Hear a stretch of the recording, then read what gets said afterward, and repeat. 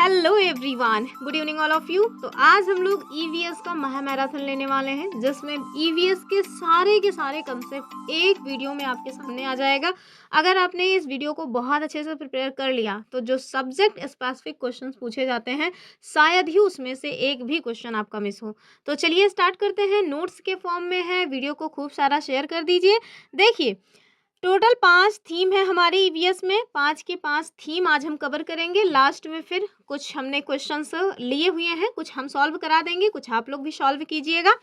तो सबसे पहला जो हमारा टॉपिक है, जो ईवीएस में 5 थीम दी गई है, उसमें पहला जो थीम है वो है परिवार और मित्र। ठीक है, फैमिली एंड फ्रेंड्स। और यही सबसे बड़ा टॉपिक भी हमारा बनता है, तो इसी में ज़्यादा आपका टाइम भी लगेगा, उसके बाद फिर कम ही है। चलिए, सबसे पहले हम सभी जानते हैं कि हमारे जीवन में परिवार का क्या महत्व है, लेकिन जब आपसे एग्जाम में क्वेश्चन बनेगा तो उसके लिए आपको क्या जानना चाहिए? तो सबसे पहले यही जानना चाहिए कि परिवार हमारे समाज की सबसे छोटी इकाई होती है। ठीक है, अगर आपसे पूछे कि समाज की सबसे छोटी इकाई क्या होती है, तो आप ये मत कहिएगा कि एक व्यक्ति। क्यों? क्योंकि एनसीईआरटी में लिखा है कि परिवार समाज की सबसे छोटी इकाई होती है। तो आप याद रखना कि परिवार ही है जो सबसे छोटी इकाई के रूप में जाना जाएगा हमारी सोसाइटी में। आगे देखिए, हमारे जो बच्चे होते हैं यानी कि जो बालक हैं, उनकी जो प्राथमिक पाठशाला है वो भी परिवार ही मानी जाती है। यानी कि हमारी, आपकी, हम सब की जो पढ़ाई स्टार्टिंग वाली हुई है ना, वो परिवार में हुई है, क्योंकि हम लोग बोलना, चलना, उठना और भी जो अपने संस्कार वगैरह हैं वो सब परिवार में ही सीखते हैं। तो याद रखना कि बालक की पहली जो पाठशाला है वो क्या होता है? तो परिवार होता है। और अगर आपसे कोई पूछ ले कि उसकी पहली शिक्षक कौन होती है, तो जाहिर सी बात है मम्मी होती है। ठीक है, और यही वो परिवार ही है जहाँ से बच्चे का समाजीकरण होना स्टार्ट होता है। विकास की बात यदि हम करें तो यहीं से जो बच्चे होते हैं उनके अंदर जो हैबिट्स वगैरह होती हैं वो डेवलप होती है। यही परिवार से ही हमें जो संस्कार वगैरह हैं वो मिलते हैं। कौन सा आचरण अच्छा है, कौन सा बुरा है, ये सारी चीज़ें भी हम अपने परिवार से ही सीखते हैं। तो जिन बच्चों के पास परिवार नहीं होता उनके पास इन सब की सामान्यतः कमी हो जाती है। ठीक है, चलिए आगे देखेंगे। हम लोग 2 तरह के परिवार के बारे में जानेंगे। यहाँ से सीटेड क्वेश्चन खूब बढ़िया उठाता है और अच्छे से फंसाता भी है बच्चों को।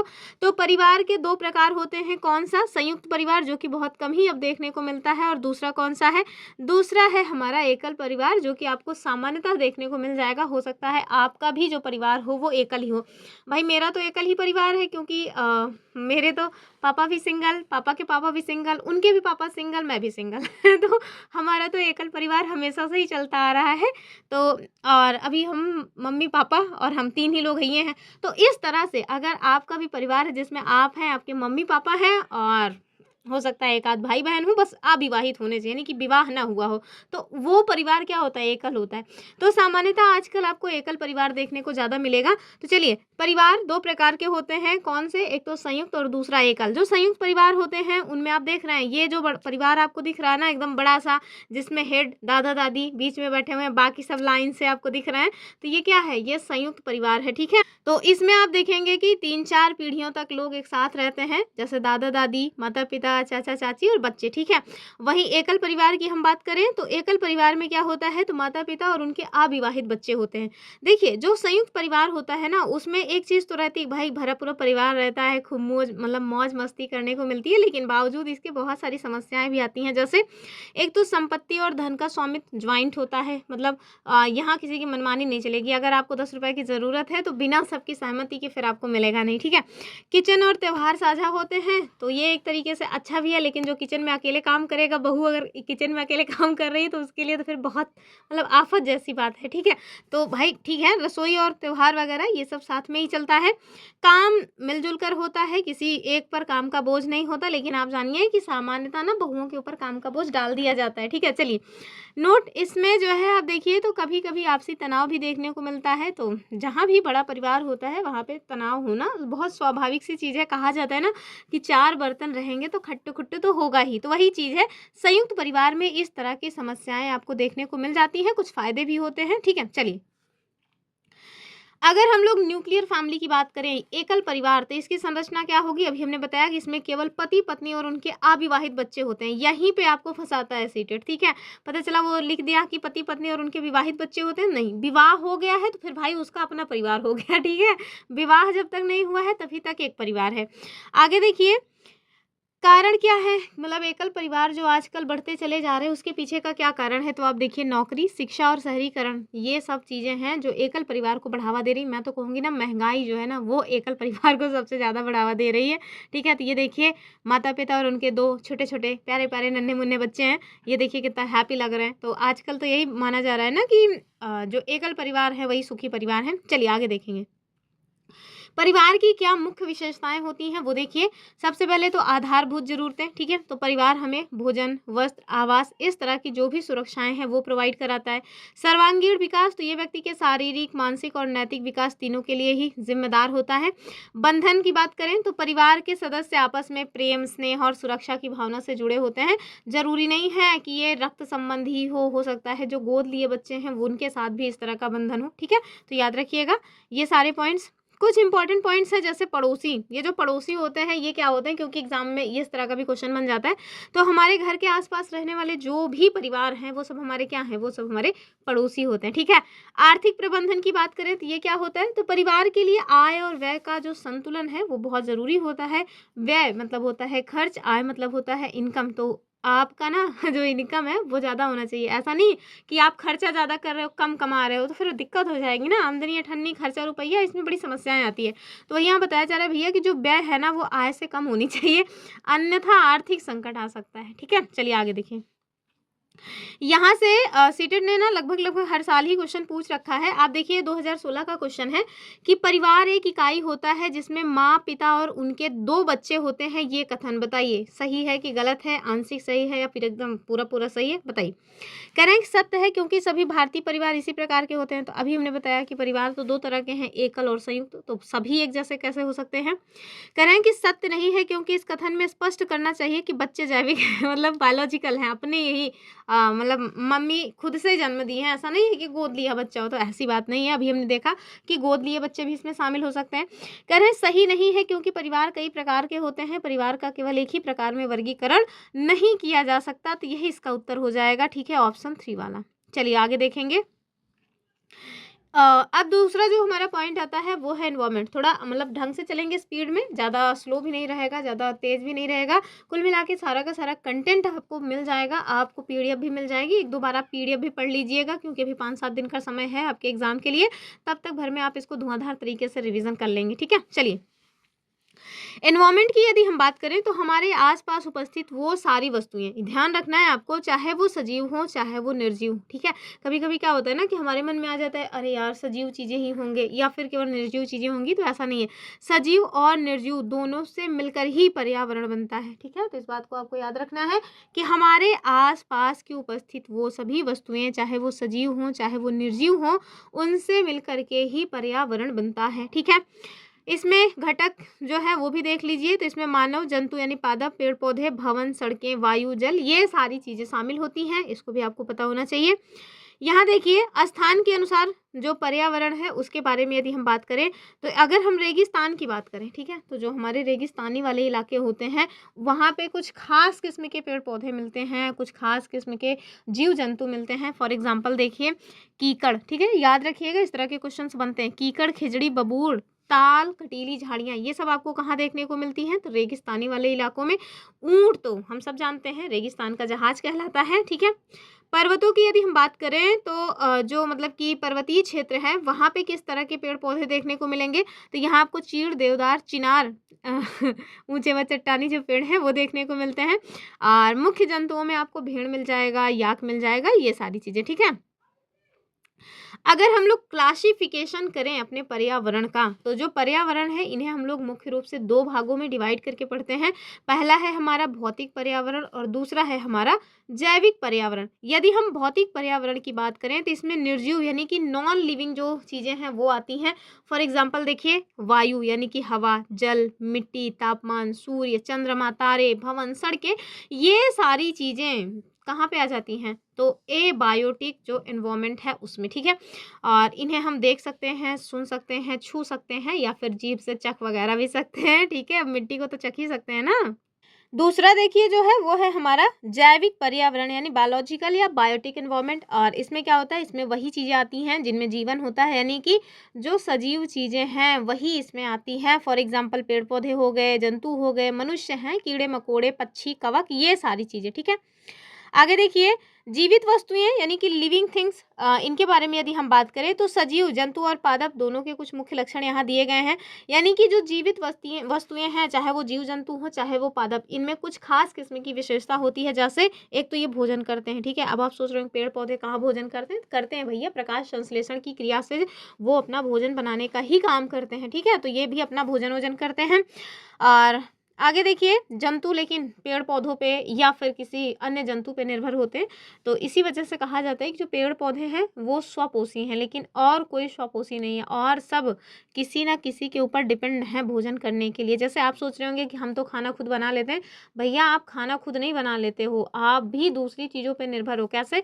आप यदि नॉनवेज खाते हो तब आप जीव जंतुओं पर निर्भर हो, अगर आप केवल और केवल वेजिटेरियन हो, प्योर वेजिटेरियन हो, तब भी आप देखो पेड़ पौधों पर निर्भर हो। पेड़ पौधे खुद भोजन बना रहे हैं, आप उनको भोजन के रूप में यूज कर रहे हो अपने टेस्ट के हिसाब से।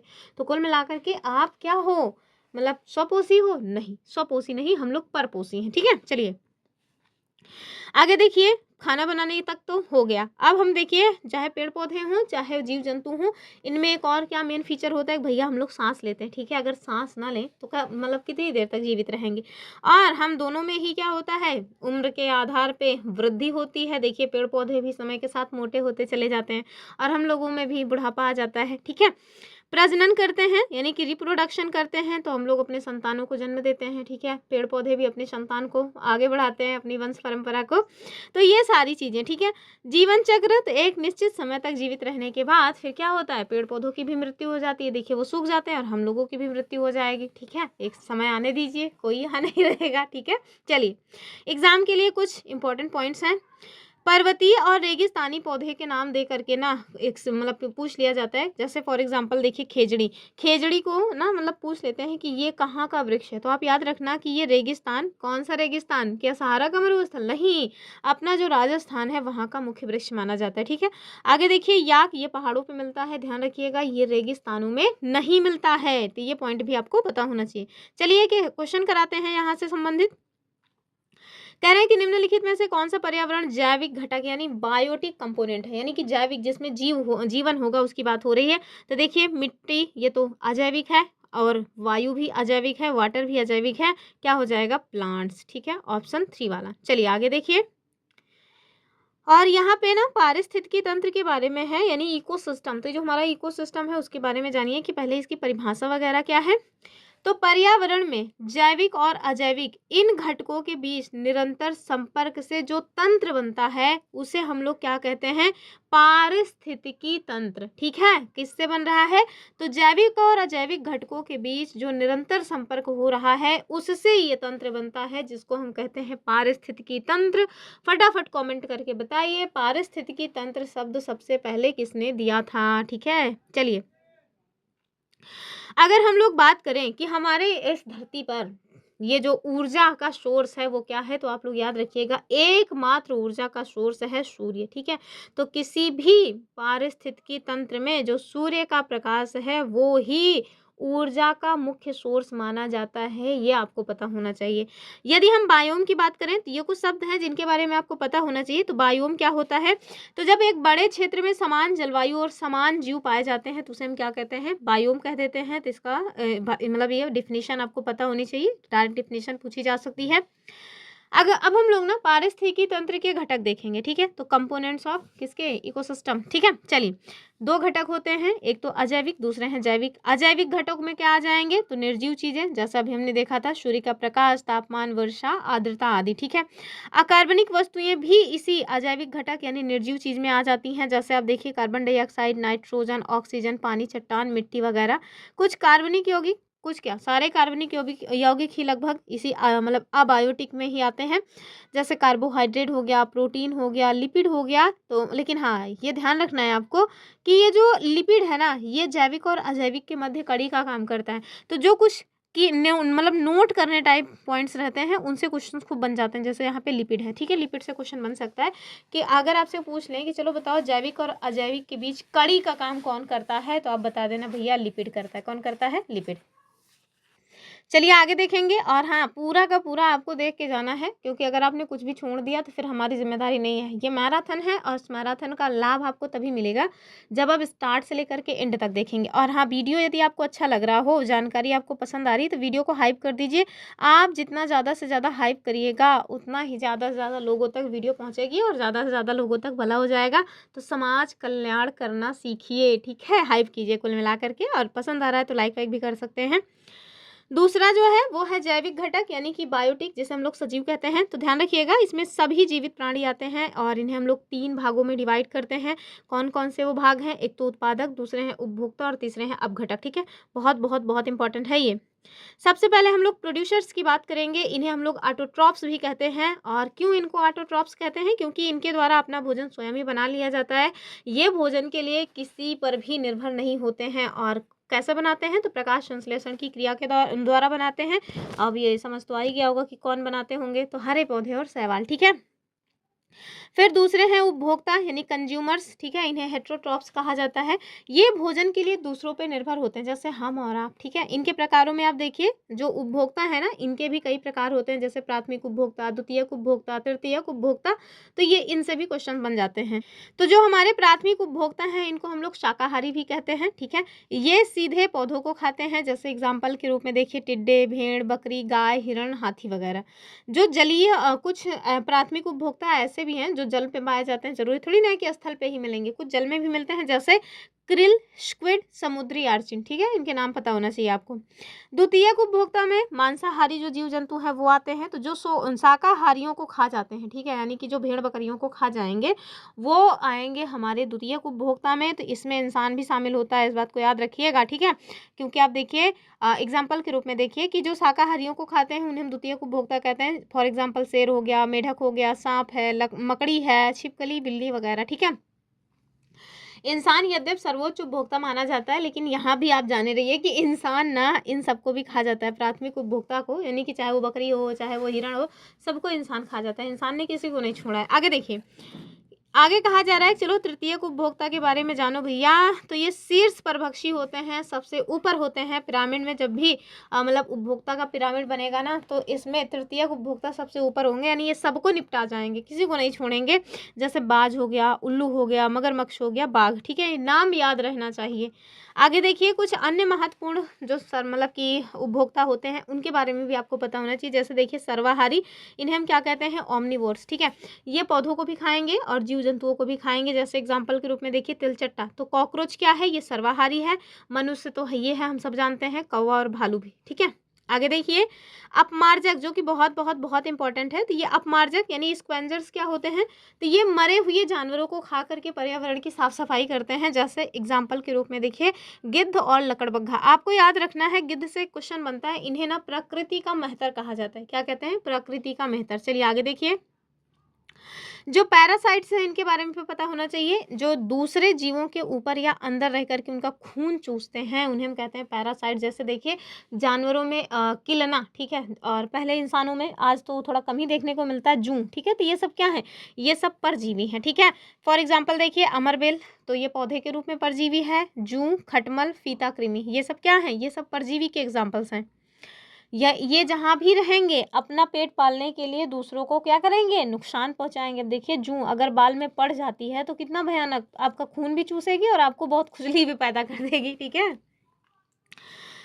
और अंत में देखिए क्या है, तो अंत में जो है वो है हमारे अपरदकारी, यानी कि डेट्रीटॉयवर्स, ठीक है। ध्यान रखिएगा, थोड़ा अंग्रेजी में हमारी जबान तंग है बोलने में, तो अगर हम गलत अंग्रेजी बोल दें तो अपना समझ लीजिएगा, ठीक है। चलिए देखिए ये कौन होते हैं? तो जो सड़े गले पदार्थ यानी अपशिष्ट को खाते हैं उन्हें कहा जाता है अपरदकारी, ठीक है। फॉर एग्जाम्पल देखिए केचुआ, दीमक, कनखजूरा और समुद्री खीरे। इन सब का नाम पता होना चाहिए। डायरेक्ट क्वेश्चन बन सकता है, बताओ इसमें कौन शामिल नहीं है। तो आपको ये पीडीएफ मिल जाएगी, एक दो बार खुद से आप इसको देख लीजिएगा। चलिए अब हम लोग मृतपोषी यानी डीकम्पोजर्स को देखेंगे, यानी कि अपघटक जो है उनके बारे में देखेंगे। तो ये अपघटक क्या है भैया? तो ये मृत जीवों को सड़ा गला करके वापस मिट्टी में मिलाने का काम करते हैं, ठीक है। तो इनका वजूद मिटा देते हैं, इनको मिट्टी में मिला देते हैं। कौन? अपघटक। चलिए आगे देखिए जी, मतलब कि एग्जाम्पल में, तो एग्जाम्पल में देखिए बैक्टीरिया, कवक और मशरूम, ठीक है। तो ये सब क्या है भैया? तो ये सब अपघटक हैं, ठीक है। आगे देखिए, ये देखिए पारिस्थितिकी तंत्र, यहाँ पे और थोड़ा डिटेल में समझ आ जाएगा। अगर वहाँ पे कम समझ आया है तो यहाँ एक फिगर के माध्यम से है। तो यहाँ देखिए जो पारिस्थितिकी तंत्र है दो तरह से दिया गया है, एक तो अजैविक, दूसरा है जैविक। अजैविक घटक को यानी कि निर्जीव, इसमें आप देखिए तीन तरह से दिए गए हैं। कौन कौन से? एक तो मतलब कि जलवायवी अवस्था या भौतिक कारक, दूसरे हैं अकार्बनिक, तीसरे हैं कार्बनिक, ठीक है। फिर उसके बाद जैविक घटकों में देखिए उत्पादक, उपभोक्ता, और उपभोक्ता में भी आप देखिए शाकाहारी, मांसाहारी, अपघटक, ठीक है। और मांसाहारी में भी प्राथमिक मांसाहारी और द्वितीयक मांसाहारी, ठीक है। तो इसको एक बार आप लोग देख लीजिएगा, हमने जो वहाँ पे दिखाया है, जो बताया है, वही सारी चीज़ें हैं। यहाँ पे केवल और केवल एक फिगर के माध्यम से चीज़ें दे दी गई हैं, ताकि आपको अगर वहाँ पे कम समझ आया तो यहाँ पे समझ आ जाए, ठीक है। चलिए आगे देखिए, और वीडियो पसंद आ रहा है तो हाइप जरूर कर दीजिए। तो यहाँ देखिए आपसे पूछा जा रहा है कि पृथ्वी का अपमार्जक यानी स्कैवेंजर ऑफ द अर्थ कौन है? जीवाणु या कवक, मृदा, जल या पशु? अभी हमने देखा था जीवाणु और कवक हो जाएंगे ऑप्शन ए, ठीक है। चलिए याद रखिएगा, हमने इसके पहले भी मतलब 10-12 जो है सेट्स कराए हुए हैं एमसीक्यू सॉल्व। आप लोगों ने देखा नहीं, तो इस वजह से हमने मजबूरी में बंद कर दिया, क्योंकि उस पर 10-15 व्यूज़ आते थे। लेकिन कुछ लोग थे जो डिमांड कर रहे थे कि ईवीएस के लिए भी कुछ किया जाए, तो हम एक मैराथन के रूप में लाए हुए हैं, ताकि सारे के सारे जो कोर कंसेप्ट हैं वो क्लियर कर दें। बाकी आप लोगों ने ना मतलब दिखाया ही नहीं कि हाँ ईवीएस भी पढ़ना चाहिए, क्योंकि ईवीएस पिछली बार मैंने केवल एक वीडियो बनाया हुआ था, 1.5 घंटे का मैराथन ही था वो। और उसमें से ना 14 क्वेश्चंस, मतलब सॉरी 14 नहीं 15 क्वेश्चंस पूछे जाते हैं हमारे ईवीएस में, subject specific 15 question subject specific, और 15 आता है पेडागोजी। तो 15 में ना 7 क्वेश्चंस आए थे, सारे के सारे मैंने प्रूफ दिखाए हुए थे, अपने टेलीग्राम चैनल पे भी भेजा था, और अपने मतलब वीडियो का जो हमारे मतलब यूट्यूब का होता है ना पोस्ट करने के लिए, वहाँ भी दिखाया हुआ था। तो अगर आप लोग इत्मीनान से इस एक वीडियो को देख लेंगे बहुत अच्छे से, एक एक चीज़ को समझ के, और उसके बाद एक दो बार रिवाइज कर लेंगे, तो मैं बता रही हूँ कि ज़्यादा संभावना है कि अगर 15 क्वेश्चन पूछे जा रहे हैं तो उसमें आप 10 से 13 क्वेश्चन तक कर ले जाएंगे, क्योंकि एक दो क्वेश्चन में थोड़ा इधर उधर हो जाता है। लेकिन अगर आप उसको बहुत ध्यान से देखेंगे, बार बार रिवाइज करेंगे, तब केवल और केवल कंटेंट मिल जाने से चीज़ें सॉल्व नहीं होंगी। तो इस वजह से अगर आ गए हैं तो टिक के अच्छे से इसको देख करके समझ करके एक दो बार रिवाइज कर लीजिए, ठीक है। इसके पहले आपने क्या पढ़ा क्या नहीं पढ़ा, अब उसको ठंडे बक्से में डाल दीजिए। चलिए पर्यावरण संरक्षण की हम बात करेंगे, यानी कंजर्वेशन ऑफ एनवायरनमेंट। तो इसमें आपको देखने को मिलेगा कि पहले तो आप यही जानो कि संरक्षण का अर्थ क्या होता है। तो संसाधनों का इस तरह से प्रबंधन करना कि वे लंबे समय तक चलें और प्राकृतिक जो संतुलन है वो भी न बिगड़े, इसे हम कहते हैं भैया आप संसाधन का क्या कर रहे हो? संरक्षण कर रहे हो। इसमें आपको हवा, पानी, मिट्टी, जंगल और वन्य जीव की जो रक्षा है, ये सारी चीज़ें शामिल होती हैं। एकदम इसको ध्यान से समझ लीजिए। आगे देखिए, आगे यहाँ पे ना संरक्षण के प्रकार बताए जा रहे हैं। संरक्षण दो तरह से किया जाता है, एक तो स्वास्थाने और दूसरा कौन सा है? बहिर्स्थाने, या फिर कोई और स्थाने? बहिर्स्थाने ही होता है भाई। चलिए सबसे पहले ना स्वास्थाने की बात करेंगे, यानी in situ conservation. Direct question बन जाता है इन सीटू कंजर्वेशन से।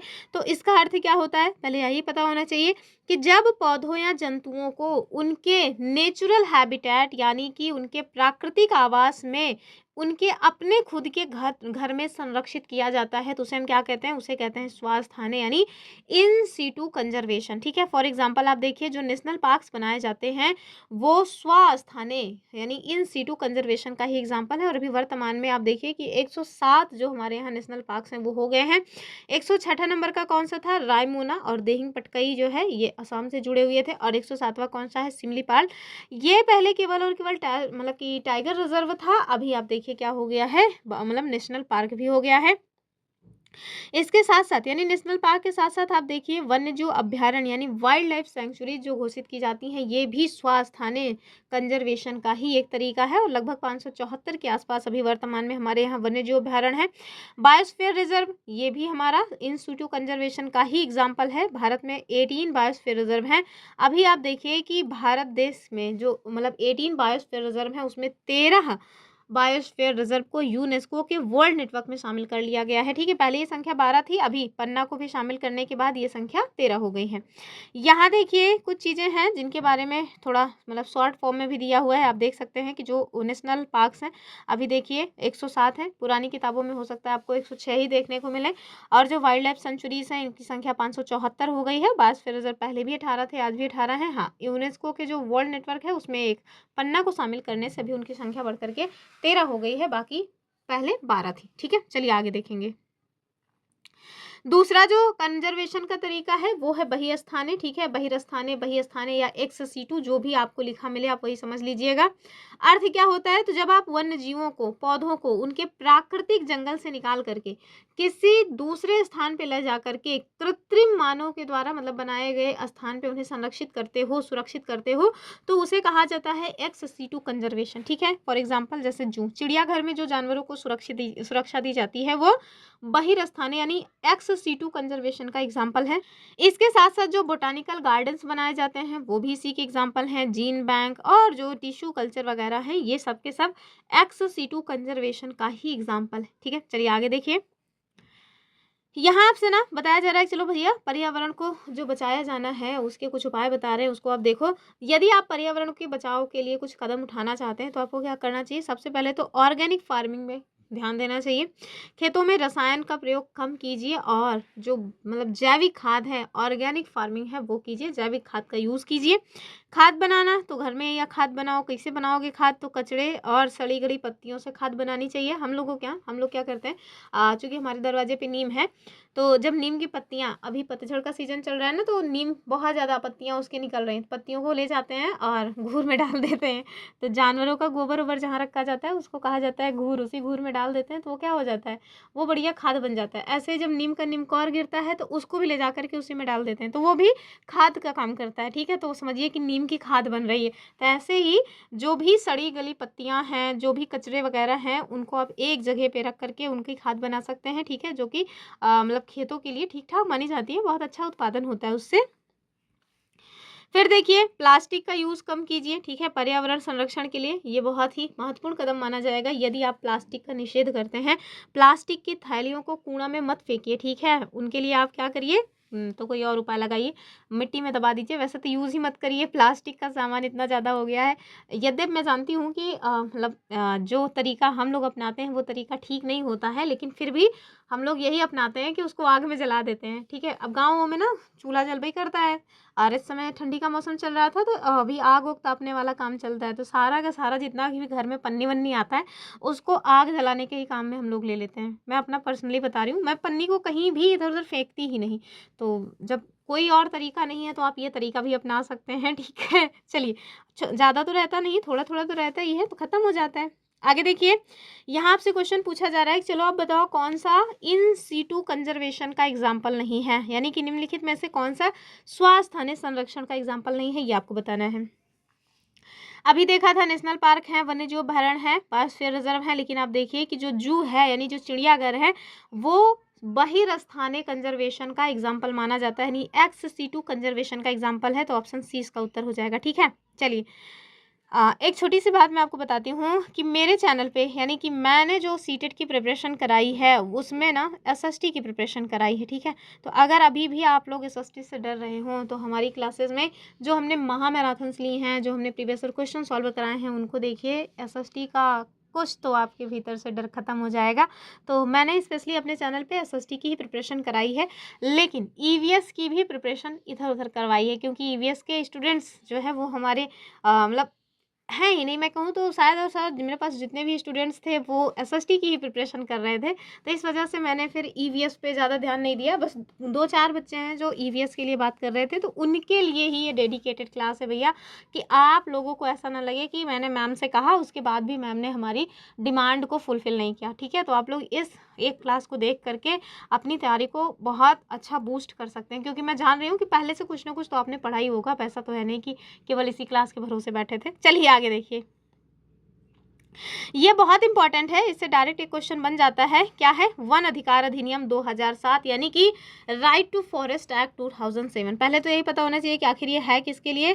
तो भाई ये कानून उन लोगों या आदिवासियों के लिए है जो कम से कम 25 वर्षों से जंगल में रह रहे हैं। डायरेक्ट ये लाइन आपसे पूछी जा सकती है कि कम से कम 25 साल तक से अगर आप जंगल में रह रहे हैं तब भाई ये कानून आपके लायक है, आपके लिए है, वरना तो नहीं है। आगे देखिए क्या अधिकार मिला इसमें। तो उनका मतलब कि ये जो अधिकार है राइट टू, कौन सा एक्ट है? फॉरेस्ट एक्ट है ना, राइट टू फॉरेस्ट एक्ट। हाँ, राइट टू फॉरेस्ट एक्ट 2007, इसमें जो अधिकार मिले हैं उनकी यदि हम बात करें तो जो आदिवासी है ना, जो 25 साल से कम वहाँ पे रह रहे हैं, उनको ये अधिकार मिला कि भाई आप वहाँ की ज़मीन पर और साथ में वहाँ उगने वाली जो फसल है, जो उगने वाली जो वस्तुएं हैं, जैसे फल हो गया, लकड़ी हो गया, जो जड़ी बूटियाँ हैं, उनको यूज़ कर सकते हो, उन पे आपका कानूनी हक है। लेकिन ये एक मतलब कि क्राइटेरिया है जो आपको फुलफिल करना पड़ेगा कि कम से कम आप उस जगह पे 25 साल से रह रहे हो। ऐसा नहीं कि आज आप अचानक से गए और कह रहे हो कि देखो मैं तो यहाँ रह रहा हूँ, यहाँ पे मेरा हक है, तो तब आपका हक नहीं माना जाएगा। उसके लिए आपको बताना पड़ेगा कि देखिए जनाब हम 25 साल से यहाँ पे रह रहे हैं। चलिए आगे देखिए, और ये देखिए यहाँ पे क्या अधिकार मिला, ये हमने आपको बता दिया। प्रोटेक्शन की यदि हम बात करें तो ये जो प्रोटेक्शन है, उनको कुछ प्रोटेक्शन भी मिली है कि भैया उन्हें जंगल से हटाया नहीं जाएगा। ऐसा नहीं है कि आपको कोई आएगा और लात मार के भगा देगा कि चलो हटो अब ये हमारा हुआ, नहीं, ऐसा नहीं होगा, ठीक है। और इसके साथ साथ क्या हुआ, तो वनों की रक्षा कौन करेगा, यानी कि जो अथॉरिटी है वो कौन है, तो जंगल को बचाने का जो फैसला है वहाँ की ग्राम सभा के द्वारा किया जाएगा। ये बातें भी राइट टू फॉरेस्ट एक्ट 2007 में शामिल की गई हैं। आगे देखिए, चलिए दूसरा पॉइंट आ रहा है और वो क्या है, वो है हमारा वाटर कंजर्वेशन यानी कि जल संरक्षण। तो पहले तो यही पता होना चाहिए कि भाई जल जो है वो प्रदूषित क्यों हो रहा है, फिर तो आपको दिमाग में आएगा ना कि चलो इसको कंजर्वेशन कर दें। तो जल प्रदूषण के कारण क्या है, तो आप जाकर के जो नदियों में कपड़े धो लेते हो, पशुओं को नहलाते हो, और जो केमिकल्स वगैरह हैं ये सब भी आकर के इसमें मिल रहे हैं। तो ये कुछ कारण है जिनकी वजह से जो हमारा जल है वो प्रदूषित हो रहा है। इसको प्यूरिफिकेशन कैसे किया जाएगा, यानी कि इनका शुद्धिकरण। तो पीने से पहले ना पानी को आप साफ करिए, कैसे? उबाल करके। तो पीने के पानी को उबाल लीजिए, सबसे बेहतर ये जो है तरीका माना जाता है प्यूरिफिकेशन का, ठीक है। आपको आरओ की ज़रूरत नहीं है, बस आप पानी को उबाल लो। आगे देखिए, वर्षा जल संचयन यानी रेन वाटर हार्वेस्टिंग, ये एक तरीका होता है पानी को संरक्षित करने का। तो राजस्थान जैसे क्षेत्रों में जहाँ पे वर्षा बहुत कम होती है, वो लोग क्या करते हैं, बारिश के पानी को छतों से पाइप के माध्यम से भूमिगत टैंक यानी जिनको टाँका बोला जाता है वहाँ पे भेज देते हैं। पाइप के मुहाने पर जाली लगाई जाती है ताकि गंदगी जो है वो अंदर ना जाए, ठीक है। तो ये पानी को संरक्षित करने का कुछ तरीका है जो कि कहाँ पे यूज़ किया जा रहा है, राजस्थान जैसे क्षेत्रों में, ठीक है। आप भी कर सकते हैं इस तरह की चीज़ें। नेशनल पार्क्स की हम बात करेंगे, राष्ट्रीय उद्यान। तो कुछ इंपॉर्टेंट पॉइंट्स हैं यहाँ पे। एक चीज़ आपको पता होना चाहिए कि जो नेशनल पार्क्स होते हैं उसमें मानवीय गतिविधियाँ पूरी तरह से वर्जित होती हैं, ठीक है। याद रखना आप इस बात को, कोई भी मानवीय गतिविधि नहीं होगी। कुछ पॉइंट्स हैं जो हमारे एनसीईआरटी में दिए हुए हैं जो आपके एग्जाम मतलब कि एग्जाम के लिए इंपॉर्टेंट हैं। जैसे कौन कौन से यहाँ पे नेशनल पार्क्स हैं। सबसे पहले तो जिम कॉर्बेट, क्योंकि ये भारत का पहला भाई राष्ट्रीय उद्यान है, ठीक है। तो इसको एकदम याद रखिएगा आप, जिम कॉर्बेट। चलिए फटाफट कमेंट करके बताइए कि जिम कॉर्बेट जो नेशनल पार्क है उसका प्राचीन नाम क्या था और कहाँ पे है वर्तमान में। उत्तराखंड में 1936 में बना था और ये भारत का पहला नेशनल पार्क है। वहीं फिर देखिए दुधवा, ये हमारे उत्तर प्रदेश का है, 1977 में बना। गिर गुजरात का है, 1975 में बना था और ये शेरों के लिए सर्वाधिक मतलब जाना जाता है। कान्हा मध्य प्रदेश का है, 1955 में बना। और सुंदरवन पश्चिम बंगाल का है, 1984 में। केवला देव भरतपुर राजस्थान पक्षी विहार, ठीक है। चलिए आगे देखेंगे, कुछ इंपॉर्टेंट पॉइंट्स हैं। जैसे जो डाची ग्राम है जम्मू कश्मीर का, वह मतलब हंगुल यानी कि कस्तूरी मृग के लिए जाना जाता है। काजीरंगा असम, ये बहुत ही ज़्यादा फेमस है, एक सींग वाले गैंडे यानी कि राइनो के लिए और जंगली भैंसों के लिए। गुजरात गिर, ये बब्बर शेर यानी एशियाटिक लॉयन के लिए जाना जाता है। और वहीं अगर हम सुंदरवन की बात करें यानी वेस्ट बंगाल, तो ये रॉयल बंगाल टाइगर के लिए जाना जाता है। और डेजर्ट पार्क जो राजस्थान का है, ये डेजर्ट वुल्फ यानी कि लोमड़ी के लिए जाना जाता है, ठीक है। तो ये कुछ पॉइंट्स हैं जिनको आपको पता होना चाहिए।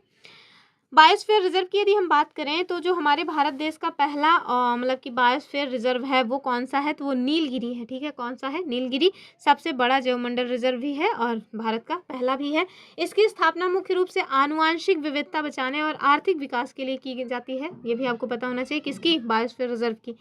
कुछ इंपॉर्टेंट रिजर्व और उनके स्टेट्स हैं जो हमारे एग्जाम में बन सकते हैं, जैसे नंदा देवी उत्तराखंड। किताब में यूपी लिखा आ सकता है, क्यों? क्योंकि उत्तराखंड पहले यूपी का हिस्सा था, लेकिन अब वो यूपी का हिस्सा नहीं है, ठीक है। फिर देखिए नौकरेक, ये कहाँ का है? मेघालय का है। मानस असम का, सिमलीपाल उड़ीसा का, और मन्नार की खाड़ी ये कहाँ का है? तो तमिलनाडु का। इन सब के नाम आपको पता होना चाहिए। आगे देखेंगे, चलिए एक आंदोलन बताते हैं जो कि हमारे संरक्षण से ही जुड़ा हुआ है, बहुत ज़्यादा इंपॉर्टेंट है, खूब इससे क्वेश्चन बनता है। नाम क्या है उसका? चिपको मूवमेंट यानी चिपको आंदोलन, ठीक है। तो वन संरक्षण का ये ऐतिहासिक आंदोलन माना जाता है। इसकी शुरुआत कब हुई थी? 1973 में। कहाँ पे हुई थी? उत्तराखंड, जो कि अभी मतलब कि सॉरी अभी नहीं, पहले का जो है उत्तर प्रदेश, आज का उत्तराखंड, ठीक है। और कहाँ पे हुआ था? तो चमोली डिस्ट्रिक्ट में हुआ था चिपको आंदोलन, ठीक है। हिमालयी क्षेत्र में, ये तो आपको समझ आ ही रहा होगा। यहाँ पे ना मुख्य जो नेतृत्वकर्ता हैं, इनके बारे में आपको पता होना चाहिए कि प्रसिद्ध गांधीवादी कार्यकर्ता सुंदरलाल बहुगुणा जी ने इसको सही दिशा देने का काम किया था। कुछ अन्य लोगों का भी नाम इस आंदोलन से जुड़ा हुआ है, जिसमें चंदी प्रसाद भट्ट और गौरा देवी जी आ जाती, ठीक है। इसमें लोग विशेषकर जो महिलाएं हैं वो पेड़ों को कटने से बचाने के लिए उनसे चिपक जाती थी। यही तो कारण है कि इसको चिपको आंदोलन नाम दिया गया, ठीक है। इसमें सुंदरलाल बहुगुणा जी के द्वारा एक नारा दिया गया था, और वो नारा क्या था? पारिस्थितिकी ही स्थायी अर्थव्यवस्था, यानी ecology is the permanent economy, ठीक है। अगर आपसे पूछ लें कि पारिस्थितिकी ही स्थायी अर्थव्यवस्था है, ये स्लोगन किसने दिया? तो आप याद रखना, सुंदरलाल बहुगुणा जी ने, ठीक है। आगे देखिए, ये आंदोलन जो है इसमें महिलाओं के द्वारा भी काफ़ी बढ़ चढ़ करके भूमिका निभाई गई है, जिसमें आपको कुछ महिलाओं के नाम पता होना चाहिए। गौरा देवी जी, ठीक है, सुरक्षा देवी जी, सुदेश देवी जी और बचनी देवी जी, ठीक है। बहुत ही रेयर केस में आपको इसमें ये नाम मिलेंगे, ठीक, मतलब जल्दी आपको बुक्स में भी देखने को नहीं मिलता। गौरा देवी मिल जाता है, लेकिन अन्य जो महिलाएं हैं उनके नाम आपको सामान्यतः देखने को नहीं मिलेगा। चलिए आगे देखिए, एक स्वच्छ भारत अभियान है जिसके बारे में आप लोगों ने पढ़ा होगा। तो ये ना गांधी जी के 150वें जन्मदिन पर मतलब स्टार्ट किया गया था, 150वीं जयंती पर। उद्देश्य क्या है कि भैया हमें यह एहसास दिलाना है कि स्वच्छता हर किसी का कर्तव्य और जिम्मेदारी है, ठीक है। तो चलिए आगे देखिए, कुछ शब्द आते हैं जैसे प्रवासन, माइग्रेशन और अप्रवासन, प्रवासन, इन सब के बारे में भी पता होना चाहिए। तो प्रवासन मतलब क्या होता है? माइग्रेशन। तो जब आप अपनी मर्जी से कहीं जाते हो तो उसे हम कहते हैं माइग्रेट करना, यानी माइग्रेशन। जैसे देखो शादी विवाह करके लोग माइग्रेट कर जाते हैं, लोग कमाने धमाने के लिए अपने देश को छोड़ करके दूसरे देश में जाते हैं, या अपने शहर को छोड़ के दूसरे शहर में जाते हैं। तो ये क्या है? ये है माइग्रेशन, ठीक है। तो जब लोग एक स्थान से दूसरे स्थान पर जाते हैं तो उसे हम क्या कहते हैं? प्रवास, यानी कि माइग्रेशन। दो मुख्य बिंदु इसमें आते हैं। एक तो ऑरिजिन। ऑरिजिन क्या होता है? उद्गम स्थान, अर्थात जहाँ से लोग जा रहे हैं। सपोज दैट आप अपने भारत देश से कहाँ जा रहे हो? अमेरिका जा रहे हो, तो जहाँ से आप जा रहे हो वो क्या है? वो है ऑरिजिन, ठीक है। और जहाँ आप जा रहे हो वो है डेस्टिनेशन, यानी कि जहाँ पे आप पहुँचोगे। तो अगर आप भारत देश से यूएस जा रहे हो तो भारत क्या है? भारत है उद्गम स्थान यानी कि ऑरिजिन, और यूएस क्या है? गंतव्य स्थान यानी कि डेस्टिनेशन। और याद रखना कि ये स्थायी यानी हमेशा के लिए, और अस्थायी कुछ समय के लिए या मौसमी काम के सीजन में भी हो सकता है। जैसे लोग जाते हैं ना कि चलो अब गांव में काम नहीं है तो कहीं पे जा करके कमा के आते हैं। जैसे हम लोगों के गांव में खेती किसानी के सीजन में मजदूर आ जाते हैं, उसके पहले फिर उसके बाद खेती किसानी का काम खत्म हुआ तो लोग भट्टा पे चले जाते हैं। तो ये क्या है? ये है भाई कि सीजनल माइग्रेशन, यानी कि एक खास सीजन में वो लोग प्रवास कर रहे हैं, ठीक है। चलिए आगे देखिए, विस्थापन क्या होता है? यानी कि डिस्प्लेसमेंट। ये बहुत मतलब कि विवशता वाला चीज़ होता है, बहुत मजबूरी में लोग हटते हैं। जैसे बाढ़ आ गई, सूखा पड़ गया, या युद्ध जैसी परिस्थितियां विद्यमान है तो लोग विवश होकर के उस स्थान को छोड़ देते हैं, तो उसे हम क्या कहते हैं? विस्थापन करना पड़ा, या फिर डिस्प्लेसमेंट हुआ है, ठीक है। तो आप देखिए कि जब बड़ी संख्या में लोगों को उनके घरों से हटा दिया जाता है, मजबूरी में उनको हटना पड़ता है, तो उसे हम क्या कहते हैं? विस्थापन, यानी कि डिस्प्लेसमेंट, ठीक है। और इसके पीछे मानव निर्मित कारक भी जिम्मेदार हो सकते हैं, और नेचर के द्वारा भी कुछ कॉजेज हैं जो क्रिएट किए जा सकते हैं। जैसे देखिए गैर मानवीय यानी कि नेचर के द्वारा जो कॉज दिए जाएंगे उसमें क्या आएगा? जैसे जलवायु परिवर्तन, सूखा पड़ गया, अकाल पड़ गया, बहुत बूढ़ा आ गया, पानी बहुत ज़्यादा हो गया है, तो ऐसी जगहों से लोग क्या करेंगे? फिर विस्थापित हो जाएंगे।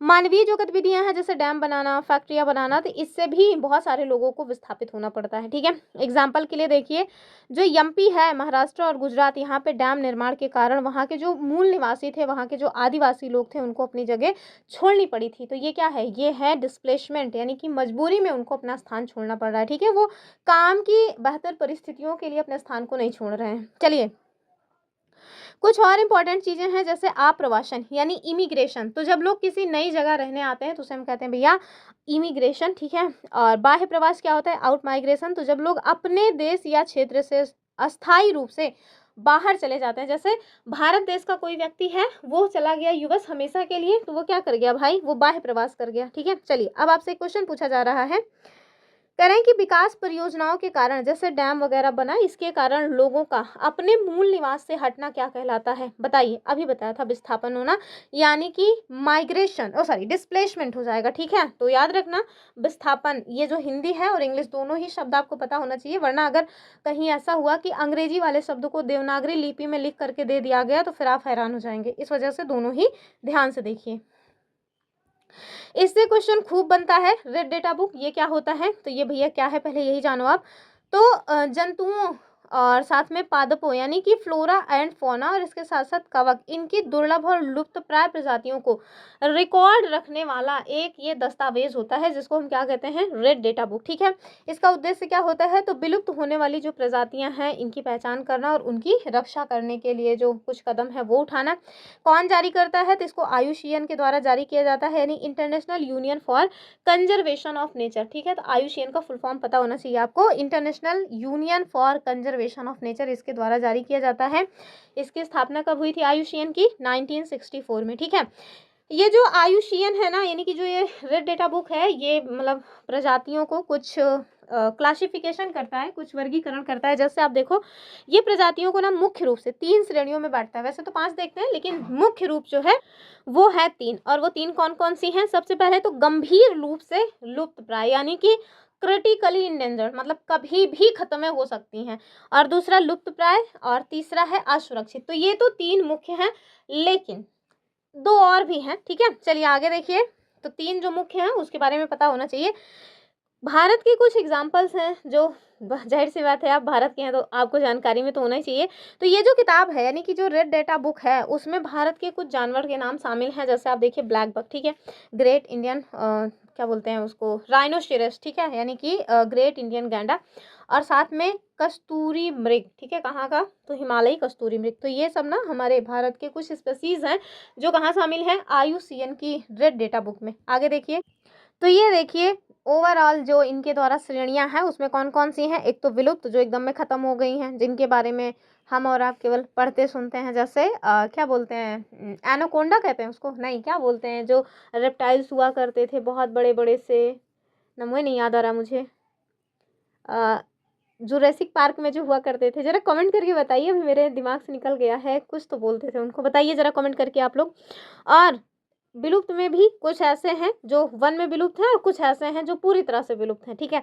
घोर संकटग्रस्त और संकटग्रस्त, असुरक्षित और संकट निकट और संकट मुक्त, ठीक है। तो ये कुछ इनके द्वारा क्राइटेरिया मतलब कि क्लासिफिकेशन किया जाता है। चलिए आगे देखेंगे और आप कमेंट करके बताइए। मुझे जिसका नाम नहीं याद आ रहा है, अरे उस पर मूवी भी बनी हुई है, बस मुझे उसका नाम ही नहीं याद आ रहा है, याद आएगा तो बताएंगे, ठीक है। वैसे कुछ और भी बता दें, जैसे लाल जो तोता होता है वो देखिए विलुप्त हो चुका है। डोडो नाम का एक पक्षी होता है वो विलुप्त हो चुका है। मैमथ हाथी का मतलब कि हाथी जैसा होता है लेकिन बहुत बड़ा सा होता है, उसके दांत भी खूब बड़े बड़े होते हैं। तो ये कुछ विलुप्त हैं मतलब जीव उनके बारे में, ठीक है। और चलिए बताइए, मुझे अभी तक नहीं याद आया। चलिए कुछ और बातें देखते हैं। पादपों के बारे में देखेंगे, इनसे भी क्वेश्चन बन जाता है। तो पहले तो प्लांट्स के बारे में एक छोटा सा परिचय ले लीजिए और इनके इंपॉर्टेंस के बारे में भी जानेंगे। तो पौधे जो है ना ये पृथ्वी पे सबसे आवश्यक जीवों में से एक माने जाते हैं। ये जंतुओं और मनुष्यों दोनों के लिए ही बहुत लाभदायक है। ऐसा नहीं है कि केवल और केवल जीव जंतु ही इनको खा रहे हैं, उनके ऊपर जी रहे हैं, तो वो उनके लिए ज़रूरी नहीं, हमारे और आपके लिए भी बहुत महत्वपूर्ण है। इनसे हमें बहुत सारी चीज़ें मिलती हैं। एक तो फर्नीचर ही मिल जाता है, ईंधन मिल जाता है, इसके साथ साथ बहुत सारे पेड़ पौधे हैं जिन जो जड़ी बूटियों का काम करते हैं, छाया भी मिल जाती है, तो मतलब बहुत सारा काम है। ये इंसानों के लिए, जानवरों के लिए, सभी के लिए समान रूप से महत्वपूर्ण है, ठीक है। चलिए आगे देखिए। एक तो जो हम सबके लिए बहुत ज़्यादा इम्पोर्टेंस है और वो क्या है पेड़ों की, तो वो है ऑक्सीजन, ठीक है, क्योंकि पेड़ पौधों के द्वारा हमें ऑक्सीजन जो है वो दिया जाता है, ठीक है। तो ऑक्सीजन का जो उत्पादन है वो पेड़ पौधों के द्वारा होता है। सभी जीवों के अस्तित्व यानी जिंदा रहने के लिए भाई प्राण वायु कही जाती है ऑक्सीजन। आगे देखिए भोजन और आश्रय यानी कि फूड एंड शेल्टर। तो अभी बताया ना कि भोजन के साथ साथ पौधों को मतलब जो पौधे हैं वो हमें शेल्टर यानी आश्रय भी प्रदान करते हैं, और हालांकि जंतुओं के लिए ज़्यादा, लेकिन गाँव में आपने देखा होगा में जो झोपड़ी वगैरह में लोग रहते हैं तो वो इन्हीं पेड़ों पौधों से तो ही बनता है। आगे देखिए, कह रहे हैं कि ये पर्यावरण में पारिस्थितिक संतुलन यानी इकोलॉजिकल बैलेंस बनाए रखने में भी उपयोगी होते हैं। चलिए मेडिसिन के बारे में देख लेते हैं, क्योंकि जो पेड़ पौधे हैं इनसे हमें मेडिसिन मिलती है। तो पौधे अपने औषधीय लाभों के लिए भी हमारे लिए महत्वपूर्ण होते हैं। जैसे आप देखिए तुलसी, नीम, ठीक है। तो अभी ना जब से सीटेट का फॉर्म वगैरह फिलअप होना स्टार्ट हुआ, जब से मैंने सीटेट की क्लासेस लेना स्टार्ट की है, तब से मैं डेली सुबह और शाम दोनों टाइम तुलसी की चाय पीती हूँ, ठीक है। मम्मी मेरी तुलसी ले आती हैं और मैं उनकी चाय बना के पीती हूँ। मैं आपको ये जानते हैं क्यों बता रही हूँ? क्योंकि अक्सर हमेशा मैंने देखा हुआ था कि दिसंबर और जनवरी के मध्य मुझे इतनी भयानक जुकाम होती थी, इतनी भयानक जुकाम होती थी कि मतलब मुझे दवा करानी पड़ती थी। लेकिन तुलसी की चाय पीने मात्र से अभी तक तो जुकाम नहीं हुई है, जबकि मैं मेहनत भी बहुत कर रही हूँ, उल्टे सीधे टाइम पे उठना, इतना सारा कंटेंट रेडी करना, कभी भी मतलब आजकल 3-3 बज जा रहे हैं खाना पीना खाने में, तो उसके बाद भी देखिए हेल्थ एकदम अच्छी बनी हुई है, ठीक है। तो इसके पीछे का क्या है? तुलसी में जो औषधीय गुण होते हैं वो, ठीक है। ये घर में और सबको जुकाम हो चुकी, मम्मी को भी हो गई, पापा को भी हो गई, पर मुझे नहीं हुई। क्यों? क्योंकि भाई मैं डेली अदरक की चाय पी रही हूँ, सॉरी अदरक की नहीं, तुलसी की चाय पी रही हूँ। तो बात है, ऐसा नहीं है कि जो औषधीय गुण हैं आप उनको सिरे से नकार दीजिएगा, नकार नहीं सकते हैं, ठीक है।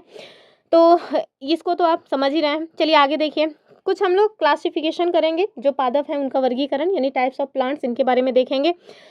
पहले तो हर्ब्स देखिए, यानी कि जो जड़ी बूटियां हैं, तो इनका जो तना होता है इनके बारे में आपको पता होना चाहिए। कभी कभी यही डायरेक्ट क्वेश्चन बन जाता है कि हर्ब्स की पहचान क्या है, यानी कि हर्ब्स जो है ये जड़ी बूटियां जो है, ये देखिए हरे और कोमल तने वाले पेड़ पौधे होते हैं, ठीक है। इनका जो तना है वो कैसा होगा? एक तो हरियारा एकदम रहेगा और सॉफ्ट सॉफ्ट सा रहेगा, ठीक है।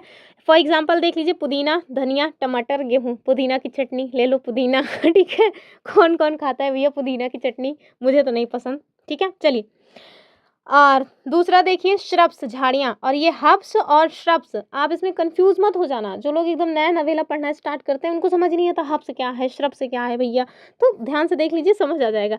तो जड़ी बूटियाँ इसमें आप देखिए इनके हरे और कोमल तने होते हैं, ये छोटे छोटे एकदम छोटे बेबी वाले पौधे होते हैं, ठीक है। और जो झाड़ियाँ हैं इनका जो तने का आधार यानी कि बेस है, यहाँ से शाखाएं निकलती हैं। तना थोड़ा सख्त होता है पर ज़्यादा मोटा नहीं होता, ऐसा नहीं है कि पेड़ के जैसे मोटा हो जाएगा। फॉर एग्जाम्पल देखिए, गुलाब, गेंदा, नींबू, गुड़हल, ये सारी चीज़ें, ठीक है। हाँ, मोटे मोटे तने वाला आ गया वृक्ष, ठीक है। इनको क्या कहते हैं? वृक्ष। इनका तना बहुत सख्त होता है, मोटा होता है, भूरा कलर का होता है, जैसे आम, नीम, पीपल। आप देखिए इनसे तो मतलब तख्ता वगैरह भी बन जाता है, तो बहुत मजबूत होता है ना। चलिए आगे देखिए, और यहाँ देखिए रूट्स, रूट्स के बारे में आजकल क्वेश्चन बनने लगे हैं थोड़ा थोड़ा सा। बाकी हाँ, कुछ क्वेश्चंस हैं जो रूट्स से पहले भी पूछे जाते थे, उन क्वेश्चंस को भी मैंने शामिल किया हुआ है। तो रूट्स की यदि हम बात करें तो इनकी उत्पत्ति देखिए, तो जड़ों का जो निर्माण है ये रेडिकल यानी मूलांकुर से होता है, ठीक है। और इन ये सुरक्षा के रूप में कैसे काम करते हैं? तो जड़ों का जो सबसे कोमल शीर्ष भाग है रूट कैप से ढका होता है, यानी कि जो जड़ है उसकी सुरक्षा कैसे होती है? तो जड़ का सबसे कोमल यानी कि सबसे शीर्ष जो भाग होता है वो रूट कैप की वजह से ढका होता है, इस वजह से इनकी सुरक्षा हो जाती है। आगे देखिए, कुछ इंपॉर्टेंट पॉइंट हैं, जैसे अपस्थानिक जड़ें और वायवीय जड़ें, इनसे क्वेश्चन बन जाता है, ठीक है, याद रखिएगा। जो अपस्थानिक जड़ें हैं यानी कि मतलब ऐसा नहीं है कि ये मूलांकुर से निकली होंगी, जैसे हमने ऊपर देखा कि ये मूलांकुर से निकलती हैं, लेकिन ये जो अपस्थानिक जड़ें हैं ये मूलांकुर से नहीं निकलती हैं, ये मूलांकुर को छोड़ करके पौधे के किसी अन्य भाग से निकलती हैं। फॉर एग्जाम्पल के लिए आप देखिए बरगद, बरगद में देखिए जो तने होते हैं, जो शाखाएं होती हैं, तनों से तो नहीं लेकिन जो शाखाएं होती हैं उनसे देखिए काफ़ी सारी जड़ें हैं जो लटकती रहती हैं। आपने बरगद का पेड़ देखा होगा, मेरे गाँव में एक है, मैंने वहाँ पे देखा हुआ है, एकदम मतलब कि शाखाओं से निकल करके ज़मीन को स्पर्श कर लेती हैं। तो ये इस तरह की जो जड़ें होती हैं ना, इन्हें हम कहते हैं अपस्थानिक जड़ें, ये बहुत इंपॉर्टेंट है, ठीक है। और दूसरा होता है वायवीय जड़ें, जिन्हें हम लोग रेस्पिरेटरी रूट्स कहते हैं। तो ये दलदली क्षेत्रों में ऑक्सीजन लेने के लिए जड़ें जो हैं वो ऊपर की ओर निकल आती हैं। ये कौन सी जड़ें हैं? ये होती हैं वायवीय जड़ें। कुछ पता हो या ना पता हो, लेकिन आप अपस्थानिक जड़ों के बारे में जरूर ध्यान दीजिएगा। चलिए आगे देखिए, तना और संवहन की बात करेंगे, यानी स्टेम एंड ट्रांसपोर्ट, ठीक है। तो उत्पत्ति, तने का विकास प्रांकुर से होता है यानी कि प्लमुल से होता है। और परिवहन की बात करें तो ये जो तना है ना, ये ट्रांसपोर्ट सिस्टम की तरह काम करता है। अब देखिए जाइलम, ये बहुत बहुत बहुत इंपॉर्टेंट है, जाइलम और फ्लोएम। तो जो जाइलम है ये जल और खनिजों को जड़ से पत्तियों तक ले जाने का काम करता है। तो अब याद रखना, जा से जल, जा से जाइलम, ठीक है। तो जल को ले जाने का जो काम करता है वो जाइलम करता है, वहीं फ्लोएम जो है ये फूड को ले जाने का काम करता है। तो जो फ्लोएम है ये क्या काम करता है, फूड को पत्तियों से भोजन के बाकी हिस्सों में पहुंचाता है। तो यफ से मतलब यफ से फ्लोएम या फा से फ्लोएम और फा से फूड। तो इसको आप ऐसे ही थोड़ा ट्रिक व्रिक के माध्यम से याद रखना। मैं तो ऐसे ही याद करके रखी हूँ भैया, फा से फल, जा से जल, ठीक है। तो फा से फल, जा से जल, इट मीन्स फा से फ्लोएम, जा से जो जाइलम। तो ऐसे आप भी याद रख सकते हो, एक दो बार याद रखोगे हमेशा के लिए याद रह जाएगा। आगे देखिए, पत्ती और सिरा विन्यास की यदि हम बात करें तो जो पत्तियों का मेन काम होता है पेड़ पौधों में वो क्या होता है, वो होता है वाष्पोत्सर्जन, ठीक है। तो पत्तियां जो है ना वो पेड़ के अंदर की नमी को क्या करती हैं, बताइए। जो बहुत ज़्यादा पानी हो जाए, अब ऐसा नहीं है कि एकदम में से सुखवा देंगी, नहीं। जब आवश्यकता से अधिक पानी रहे तो उसको ये भाप बना करके उड़ा देती हैं, ठीक है। तो ये पौधों को ठंडा रखने का भी काम करती हैं, तो ये बहुत इंपॉर्टेंट है, ठीक है। आगे देखिए, सिरा विन्यास क्या होता है।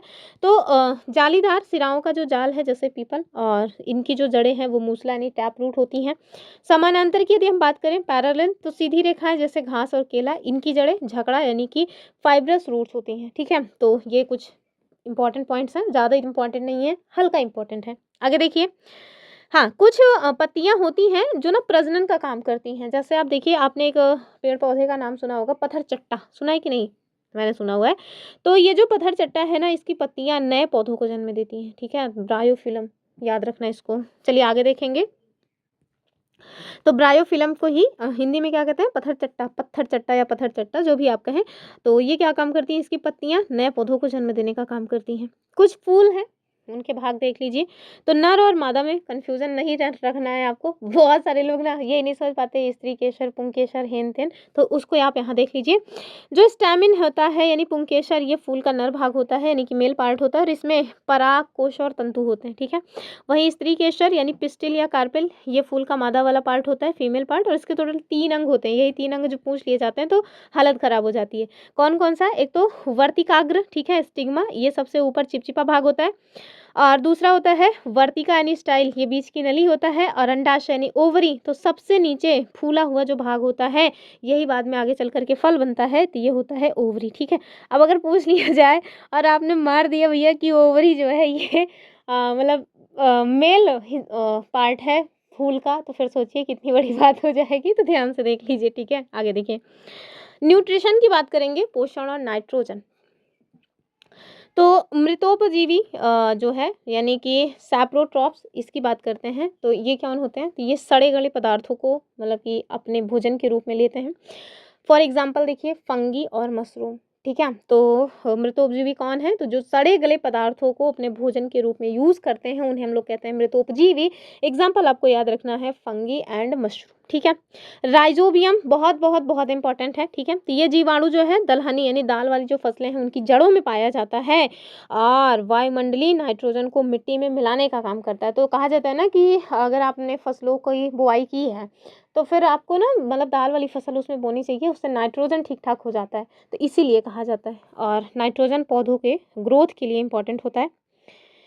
फिर देखिए, सहजीवी संबंध, ये भी खूब पूछा जाता है। सिम्बायोटिक रिलेशनशिप, आपने देखा होगा एक क्वेश्चन, अगर आपने प्रीवियस ईयर क्वेश्चन सॉल्व किया होगा तो एक क्वेश्चन खूब पूछा जाता है कि चरती हुई भैंस के ऊपर जो बगुले हैं वो आपको बैठे हुए मिल जाएंगे, इसके पीछे का क्या कारण है।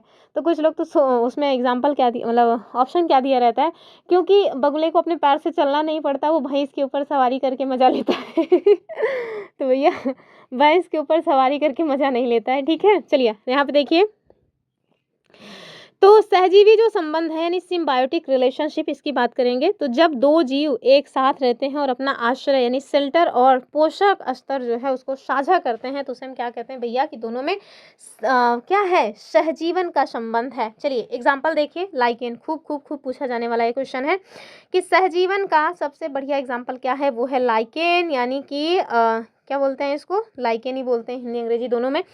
ये शैवाल यानी एल्गी और फंगी इन दोनों का ही क्या है, इन दोनों के मध्य का मतलब एक तरीके से फ्रेंडशिप है भाई शैवाल और एल्गी लाइकेन, ठीक है। आगे देखिए शैवाल क्या काम करता है, तो शैवाल के भीतर होता है क्लोरोफिल जो कि भोजन बनाता है, और जो कवक है उसका काम क्या होता है, तो ये शैवाल को आश्रय देने का काम करता है, यानी कि इसको रहने की जगह देता है, पानी देता है और खनिज देता है। तो दोनों ही एक दूसरे को बढ़िया सपोर्ट करके पति पत्नी, जैसे आप समझिए जैसे पति पत्नी है एक दूसरे को सपोर्ट करते हुए एक साथ रह रहे हैं, तो वही चीज है, ठीक है। आगे देखिए राइजोबियम अभी बताया कि ये जो जीवाणु है ये दलहनी फसलों फॉर एग्जांपल चना, मटर, मूंग, बीन्स, अरहर, इन सब की जड़ों में मिल जाएगा आपको। काम क्या है, तो ये हवा से नाइट्रोजन लेकर के पौधों को देता है और बदले में उनसे क्या देता है, पौधा भोजन देता है, ठीक है। आगे देखिए ये क्वेश्चन भी खूब बनता है, पर्यावरण का आतंक टाइप का इसको कहा जाता है, बंगाल का आतंक, ठीक है। तो वाटर यानी कि जल कुंभी, ठीक है। तो ये जो जल कुंभी है इसको बंगाल का आतंक कहा जाता है। क्यों इसको जंगाल मतलब बंगाल का आतंक कहते हैं, क्योंकि एक विदेशी झाड़ी है, क्या इस वजह से, नहीं विदेशी झाड़ी है ये तो है ही, और जो समस्या है देखिए कि ये स्थिर पानी में बहुत तेजी से फैलता है और ऑक्सीजन को खींच लेता है, ठीक है। तो ये जो आतंक कहा जाता है वो इस वजह से कहा जाता है, केवल इस वजह से नहीं कि ये विदेशी झाड़ी है। फिर देखिए यहाँ पूछा जा रहा है कि चलो बताओ क्या भैया जो रंगीन पत्तियां हैं वो भोजन बनाने का काम करती हैं, तो हाँ बिल्कुल। यहाँ पे देखिए लाल या भूरे रंग की पत्तियां, इनमें भी क्लोरोफिल होता है, बस वो दूसरे रंगों से ढक जाती हैं, इसलिए वे भी प्रकाश संश्लेषण का काम करती हैं, ठीक है। शैवाल यानी एल्गी की बात करेंगे तो रुके हुए पानी तालाब में दिखने वाले जो हरे धब्बे होते हैं उन्हें शैवाल कहते हैं। ये अपना भोजन स्वयं बना लेते हैं, आपने देखा होगा गड़ही उड़ही में एकदम हरा हरा सा भर जाता है, वही है शैवाल। विशेष पोषण यानी स्पेशल न्यूट्रिशन की बात कर लेते हैं, तो परजीवी जो पैरासाइट्स होते हैं, पैरासाइट्स प्लांट, ठीक है, पैरासिटिक प्लांट्स, इसकी बात करेंगे तो ये अपना भोजन खुद नहीं बनाते, ठीक है। ये दूसरे पौधों यानी पोषक होस्ट पर निर्भर रहते हैं, जैसे अमरबेल देखिए जिसके ऊपर रहता है, जिसके ऊपर चढ़ के रहता है, उसी से उसका जो भोजन वजन है उसी को खींच लेता है आराम से, ठीक है। तो इनको क्या कहेंगे, पैरासाइट। मतलब ये जहाँ पे रह रहा है सिर्फ और सिर्फ उसका खून चूस रहा है, उसको नुकसान पहुंचा रहा है, इसके रहने से उस व्यक्ति को या उस जो पेड़ पौधा है उसको कोई फायदा नहीं हो रहा, ठीक है। तो याद रखना इन्हें हम क्या कहते हैं, पैरासिटिक प्लांट्स, ठीक है। फिर कीटभक्षी पौधे खूब खूब खूब पूछा जाता है, घटपर्णी याद है, खूब क्वेश्चन इससे बनता है, मेघालय में जो घटपर्णी पाया जाता है। तो जो कीटभक्षी पौधे हैं इनकी बात करेंगे तो ये पौधे ऐसी मिट्टी में उगते हैं जहाँ पे नाइट्रोजन की कमी होती है। नाइट्रोजन की कमी को पूरा करने के लिए ये कीड़ों मकोड़ों का भक्षण करते हैं। तो आपसे ना यही पूछा जा सकता है स्टेटमेंट में, अगर क्वेश्चन बनेगा तो इस तरह से बन जाएगा कि आप बताओ कि जो कीटभक्षी पौधे हैं वो कीटों को क्यों खाते हैं, तो आप उनसे कहना क्योंकि उनको मजा आता है, नहीं मजा नहीं आता, क्योंकि उनके भीतर वो ऐसे मतलब की जगहों पे उगते हैं जहाँ नाइट्रोजन की कमी होती है और नाइट्रोजन की कमी को वो कीड़ों मकोड़ों को खा करके पूरा करते हैं। यहाँ देखिए फॉर एग्जांपल निफेंथिस, ठीक है, इसको क्या कहा जाता है, घटपर्णी या पिचर प्लांट भी कहते हैं। ये आप देखिए हमारे भारत के मेघालय में मिलता है, विदेशों में आप देखिए ऑस्ट्रेलिया और इंडोनेशिया में मिल जाता है। इसका जो आकार है वो घड़े के जैसा होता है, इसके ऊपर पत्ती का ढक्कन लगा होता है, ठीक है। याद रखना ये स्टेटमेंट 2020 में जब मैंने पेपर दिया था ना तो उसमें यही वाला क्वेश्चन पूछा गया था, पत्ती का ढक्कन वाला, ठीक है। आगे देखिए कुछ और भी हैं जो मतलब क्या होते हैं कि क्या बोलते हैं, पेड़ पौधों को खाने सॉरी ऐसे पेड़ पौधे जो मांसाहार कर रहे हैं, कुल मिलाकर के कीटभक्षी पौधे तो कौन कौन से हैं, एक तो है ड्रोसेरा, ठीक है, इसे संड्यू कहा जाता है, याद रखना आप संड्यू पूछा जाता है। और कौन सा है, ये देखिए इसका नाम है यूट्रिकुलेरिया और ये पानी में भी मिल जाता है। वीनस फ्लाई ट्रैप, ये बहुत इंपॉर्टेंट है, ये पत्तों को बंद करके उसमें कीड़ों को फंसा लेता है, ठीक है। बस एक बार फंस जाओ तो फिर निकल नहीं पाओगे, वही हालत है इसकी। याद रखना कि ये अपना भोजन यानी स्टार्च तो खुद बना लेते हैं, बस प्रोटीन यानी नाइट्रोजन के लिए वे कीड़ों मकोड़ों को खाते हैं, यानी कि भोजन बना तो लेते हैं लेकिन इनको नाइट्रोजन भी चाहिए होता है, इस वजह से कीड़े मकोड़ों को अपना शिकार बनाते हैं। क्वेश्चन देखिए कह रहे हैं कि नीचे दिए गया में से कौन सा एक समूह जड़ों का है, यानी कि जो पेड़ पौधे ऐसे पेड़ पौधे हैं जिनका हम क्या खाते हैं, जड़ खाते हैं, तो कौन सा पेड़ पौधे का जड़ खाते हैं, कौन से का तना खाते हैं, ये आपको पता होना चाहिए। यहाँ पे देखिए चुकंदर, आलू, अदरक, आलू और अदरक याद रखना कि इनका हम लोग तना खाते हैं, क्या खाते हैं, तना। गाजर, हल्दी, अदरक, हल्दी का भी मेरे हल्दी का तो हाँ हल्दी का भी तना खाते हैं और अदरक का भी तना खाते हैं। शकरकंद, मूली और हल्दी, यहाँ देखिए गाजर, चुकंदर, मूली, मिल गया उत्तर। गाजर, चुकंदर, मूली, ये तीनों ऐसी चीजें हैं जिनकी जड़ों का सेवन हमारे द्वारा किया जाता है, ठीक है। तो हम लोग इनकी क्या खाते हैं, जड़ खाते हैं, ठीक है। आगे देखिए यहाँ आपसे कहा जा रहा है कि चलो अब रेगिस्तानी ओक के बारे में कुछ कथन दिया गया है, उस पर विचार करके सही उत्तर का चुनाव करो। तो देखिए कह रहे हैं कि ये वृक्ष लगभग किसी सामान्य कक्षा के कमरे की दीवार की ऊंचाई तक बढ़ता है। ये प्रीवियस ईयर क्वेश्चन है, ठीक है। कह रहे हैं कि ये वृक्ष आबू धाबी में पाया जाता है। इस वृक्ष के तने में जल एकत्रित होता है और फिर कह रहे हैं कि इस वृक्ष की जड़ें जमीन में उस गहराई तक जाती हैं जब तक कि पानी न मिल जाए। वृक्ष की ऊंचाई लगभग 30 गुनी, ठीक है, यानी कि अपनी ऊंचाई के लगभग 30 गुनी तक ये जो है कहाँ गहराई तक पहुंच जाती है इनकी जड़ें, ठीक है। आपके पास ये कथन दिया गया है, आपको सही उत्तर बताना है। तो ध्यान से देखिए, इसका जो सही उत्तर हो जाएगा वो हो जाएगा ACD, ठीक है। तो बी वाला गलत है, क्यों कह रहे हैं कि ये आबू धाबी में पाया जाता है, यही गलत है। बी वाला सर देखो कुछ भी कर रहे हैं, एक सेकेंड, हाँ ठीक है, बी वाला नहीं होगा। तो ए तो हो जाएगा, सी वाला हो जाएगा, डी हो जाएगा, बी नहीं होगा। चलिए आगे देखेंगे। तो याद रखना कथन गलत क्यों है, क्योंकि ऑस्ट्रेलिया में पाया जाता है, आबू धाबी में नहीं, ठीक है। चलिए आगे देखिए। यहाँ कहा जा रहा है कि रेगिस्तानी ओक एक पेड़ है जो ऑस्ट्रेलिया में पाया जाता है। इसकी जड़ें टहनियों से लटकती नहीं हैं बल्कि जमीन में गहरी जाती हैं। इसकी जड़ें जब तक नीचे जाती रहती हैं तब तक, जब तक मतलब कि जाती हैं जब तक उनको पानी न मिल जाए, ठीक है। ये पानी तने में जमा होता रहता है। इस पेड़ की जड़ें कितनी ऊंचाई की लगभग हो जाती है, मतलब कितना जाता है, अभी हमने देखा था 30 गुना, ठीक है। ये भी प्रीवियस ईयर क्वेश्चन है।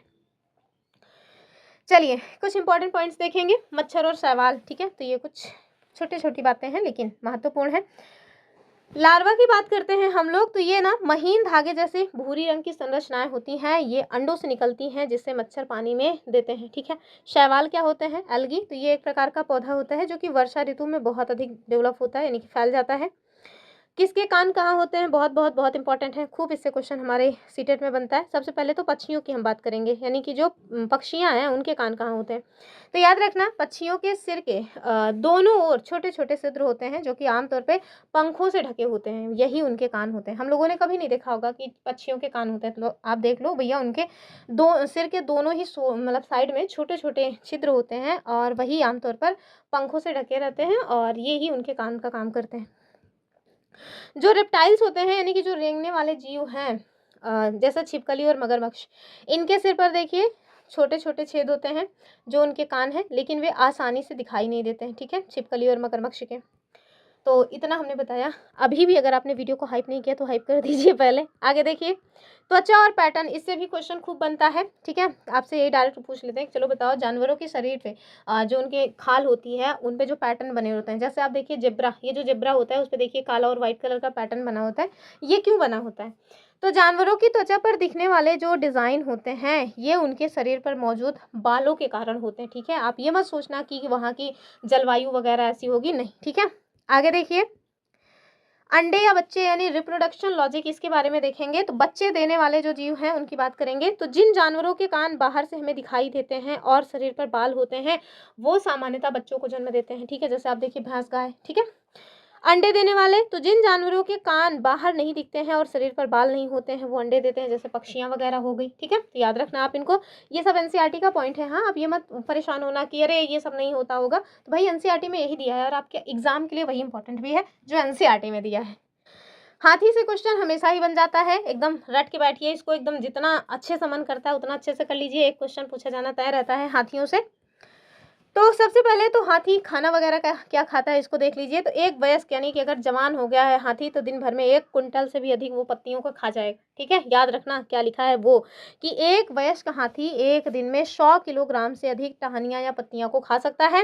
नींद आप देखिए बहुत ज़्यादा आराम प्रिय नहीं होता, ऐसा नहीं है कि खा के दिन भर सो रहा है, नहीं, हाथी बहुत कम आराम करते हैं, एक दिन में 2 से 4 घंटे ही सोने का काम करते हैं। कीचड़ और कान इनके भाई देखो, तो इन्हें कीचड़ और पानी से खेलना पसंद होता है क्योंकि ये इनकी त्वचा को ठंडा रखते हैं और उनके कान जो बड़े बड़े से होते हैं ना वो पंखों का काम करते हैं और वो उन्हीं को हिला करके अपने आप को हवा देते रहते हैं। आगे देखिए, हम लोगों के कान केवल सुनने के काम आते हैं। हाथियों का झुंड, ये इससे खूब क्वेश्चन बनता है। तो हाथियों में जो झुंड होता है ना उसका लीडर जो है वो कौन होती है, तो केवल मादा हथनियाँ होती हैं, ठीक है। और झुंड में केवल मादा हथनी और बच्चे रहते हैं, बड़े हाथी झुंड में नहीं रहते हैं, ठीक है। झुंड की नेता सबसे बुजुर्ग मादा होती है, ये आपको एकदम पता होना चाहिए। और एक झुंड में आप देखो कि 10 से 12 मादा हाथी और उनके बच्चे रहते हैं। नर हाथी आप देखिए 14-15 साल की उम्र तक तो ये झुंड में रहते हैं, उसके बाद फिर वो झुंड छोड़ करके रमता जोगी बहता पानी टाइप का अपना निकाल लेते हैं, अलग रहने लगते हैं। ठीक है, चलिए आगे याद रखिएगा, ये सब आपको पता होना चाहिए कि ये झुंड में 10 से 12 मतलब कि मादा हाथी और उनके बच्चे रहते हैं। 15 साल के बाद जो नर हाथी है वो झुंड को छोड़ देता है। ठीक है, आगे देखिए, यहाँ पे ना खूब क्वेश्चन इसी तरीके से बनता है कि हाथी वाले टॉपिक में जो एग्जामिनर है वो 200 किलो खाना गलत, जो कि नर हाथी नेता होता है, इस तरह के कुछ गलत स्टेटमेंट दे करके बच्चों को फंसा देते हैं। ठीक है, चलिए यहाँ आपसे क्वेश्चन पूछा जा रहा है, ये क्वेश्चन पिछली बार भी पूछा गया था, ये क्वेश्चन मैंने पिछली बार भी करवाया था, लेकिन बहुत थोड़ा ही करवाया था क्योंकि ज़्यादा, जैसे इस बार आप लोगों ने मेरी ईवीएस को क्लास पे ज़्यादा फोकस नहीं किया, वैसे ही उस बार भी नहीं किया था। उस बार तो एकदम नया नवेला था चैनल, उसी टाइम पे बनाया ही था मैंने, तो उस पर तो और ही कोई देखने को तैयार नहीं था। चलिए, लेकिन जिन लोगों ने देखा था उन्होंने कहा था कि हाँ मैम आया था। चलिए, कह रहे हैं कि हाथियों के विषय में नीचे दिए गए कथनों पे विचार कीजिए। कह रहे हैं हाथी बहुत कम आराम करते हैं, ये एक दिन में केवल 2 से 4 घंटे सोते हैं। बात तो ठीक है, अभी हमने देखा था, तो ए तो होना चाहिए। ए यहाँ पे नहीं है, यहाँ नहीं, यहाँ पे तो है, चलो यहाँ है भैया, यहाँ है, यहाँ ए नहीं है, तो ये तो नहीं होगा। कह रहे हैं कि एक बड़ा हाथी एक दिन में 200 किलोग्राम से अधिक पत्तियां और झाड़ियां खा लेता है। अभी हमने देखा था भैया 100 किलोग्राम खा लेता है। ठीक है, तो ये गलत हो गया। बी वाला जहाँ जाए निपटाओ, ये नहीं होगा, ये नहीं होगा, देखिए उत्तर मिल गया। ठीक है, CDE। ठीक है, तो और अगला देखिए, इनको कीचड़ से खेलना पसंद है, इनके शरीर को ये ठंडक देता है, और किसी हाथियों के झुंड में सबसे बुजुर्ग हथनी ही सारे फैसले लेती है, अर्थात झुंड की नेता होती है। ये बात भी सही है। कुछ ऐसा मैंने साथ पढ़ा हुआ है कि जो 6 महीने का हाथी का बच्चा होता है ना, वो 200 किलोग्राम तक का होता है। तो ये पॉइंट याद रखना, क्योंकि अक्सर ये 200 किलोग्राम जो है यहीं पे देख के कन्फ्यूज करते हैं। चलिए इंपॉर्टेंट कुछ पॉइंट्स देखेंगे, जैसे बरगद का पेड़ देखिए, तो ये जो बरगद का पेड़ है, लटकती हुई इनकी जड़ें, कह रहे हैं बरगद में जो टहनियाँ से लटकती हुई संरचनाएं दिखती हैं, ये वास्तव में क्या होती हैं, बरगद की जड़ें होती हैं। स्तंभ रूट यानी कि प्रॉम्प्ट रूट्स की बात करेंगे तो ये खड़े ये जड़ें नीचे बढ़कर जमीन के अंदर चली जाती हैं और पेड़ को खंभों की तरह सहारा देने का काम करती हैं। जमीन के नीचे भी जाती हैं, तो बरगद में जो जमीन के ऊपर लटकने वाली जड़ें हैं, इसके अलावा आप देखिए सामान्य पेड़ों की तरह भी इसकी जो जड़ें हैं जमीन के नीचे वो होती हैं, लेकिन ये भोजन जमा नहीं करती हैं। कौन सी, जो बाहर से लटकती रहती हैं। रेगिस्तानी ओक की बात करेंगे तो ये जो रेगिस्तानी ओक है देखिए ऑस्ट्रेलिया में पाया जाता है। ठीक है, और ये देखिए अबू धाबी और राजस्थान में देखे खूब फंसाते हैं, जैसा कि अभी हमने देखा था एक क्वेश्चन में। तो रेगिस्तानी ओक की पत्तियां और इसकी ऊंचाई देखिए, तो ये बहुत लंबा होता है, इसमें पत्तियां बहुत ही कम होती हैं। और ऊंचाई जड़ों की बात करेंगे तो इसकी जो जड़ें होती हैं, वैसे एक बात याद रखिएगा कि रेगिस्तान में पाए जाने वाले जो भी पेड़ पौधे हैं उनकी जड़ें काफ़ी लंबाई तक चली जाती हैं। क्यों? क्योंकि पानी की उनको खोज करनी रहती है। तो जड़ों की बात करेंगे तो इसकी जड़ें पानी की तलाश में ज़मीन से 30 गुना, मतलब ज़मीन में 30 गुना गहराई तक, यानी कि जब तक पानी न मिल जाए तब तक ये बढ़ती रहती हैं, नीचे जाती रहती हैं। इसके पेड़ के तने में आप देखिए पानी जमा होता रहता है। स्थानीय लोगों को जब पानी की कमी महसूस होती है तो भैया देखो ये लोग पाइप डाल करके पानी निकाल लेते हैं, सोचो। आगे देखिए, चलिए हम लोग देख लेते हैं कि हम लोग कौन से पेड़ पौधे का क्या खाते हैं। जैसे आप देखो गाजर का हम लोग क्या खाते हैं, बताइए। ऑफ कोर्स जड़ खाते हैं भाई, इसमें क्या सोचना। और मूली की भी हम लोग जड़ खाते हैं। और इसके साथ साथ देखिए शकरकंद मतलब समझ रहे हैं ना, शकरकंद गंजी जिसको कहते हैं गौना में, वो भी यानी कि स्वीट पोटैटो, इसकी भी जड़ खाते हैं, चुकंदर की भी, और टैपियोका जो कि केरल में आपको देखने को मिलेगा, और सलजम। तो इन सब का तो हम जड़ खाते हैं। लेकिन कुछ ऐसे भी पेड़ पौधे हैं जिनका हम तना खाते हैं, जैसे आप देखो आलू, इसे कंद भी कहा जाता है। अदरक, हल्दी, अरबी और प्याज, इन सब का क्या खाते हैं, तना खाते हैं। रट लो भैया, बहुत पूछा जाता है ये क्वेश्चन। ठीक है, चलिए आगे देखिए। तो तना जो खाते हैं ना, उनको याद करने की एक ट्रिक्स जो खूब चलती है, हद कर दी आपने, हा से हल्दी, के से कर से केसर, दी से अदरक, और आ से आलू, पा से प्याज। याद रखना आप, मुझे तो थोड़ा ट्रिक्स वगैरह याद नहीं रहती हैं।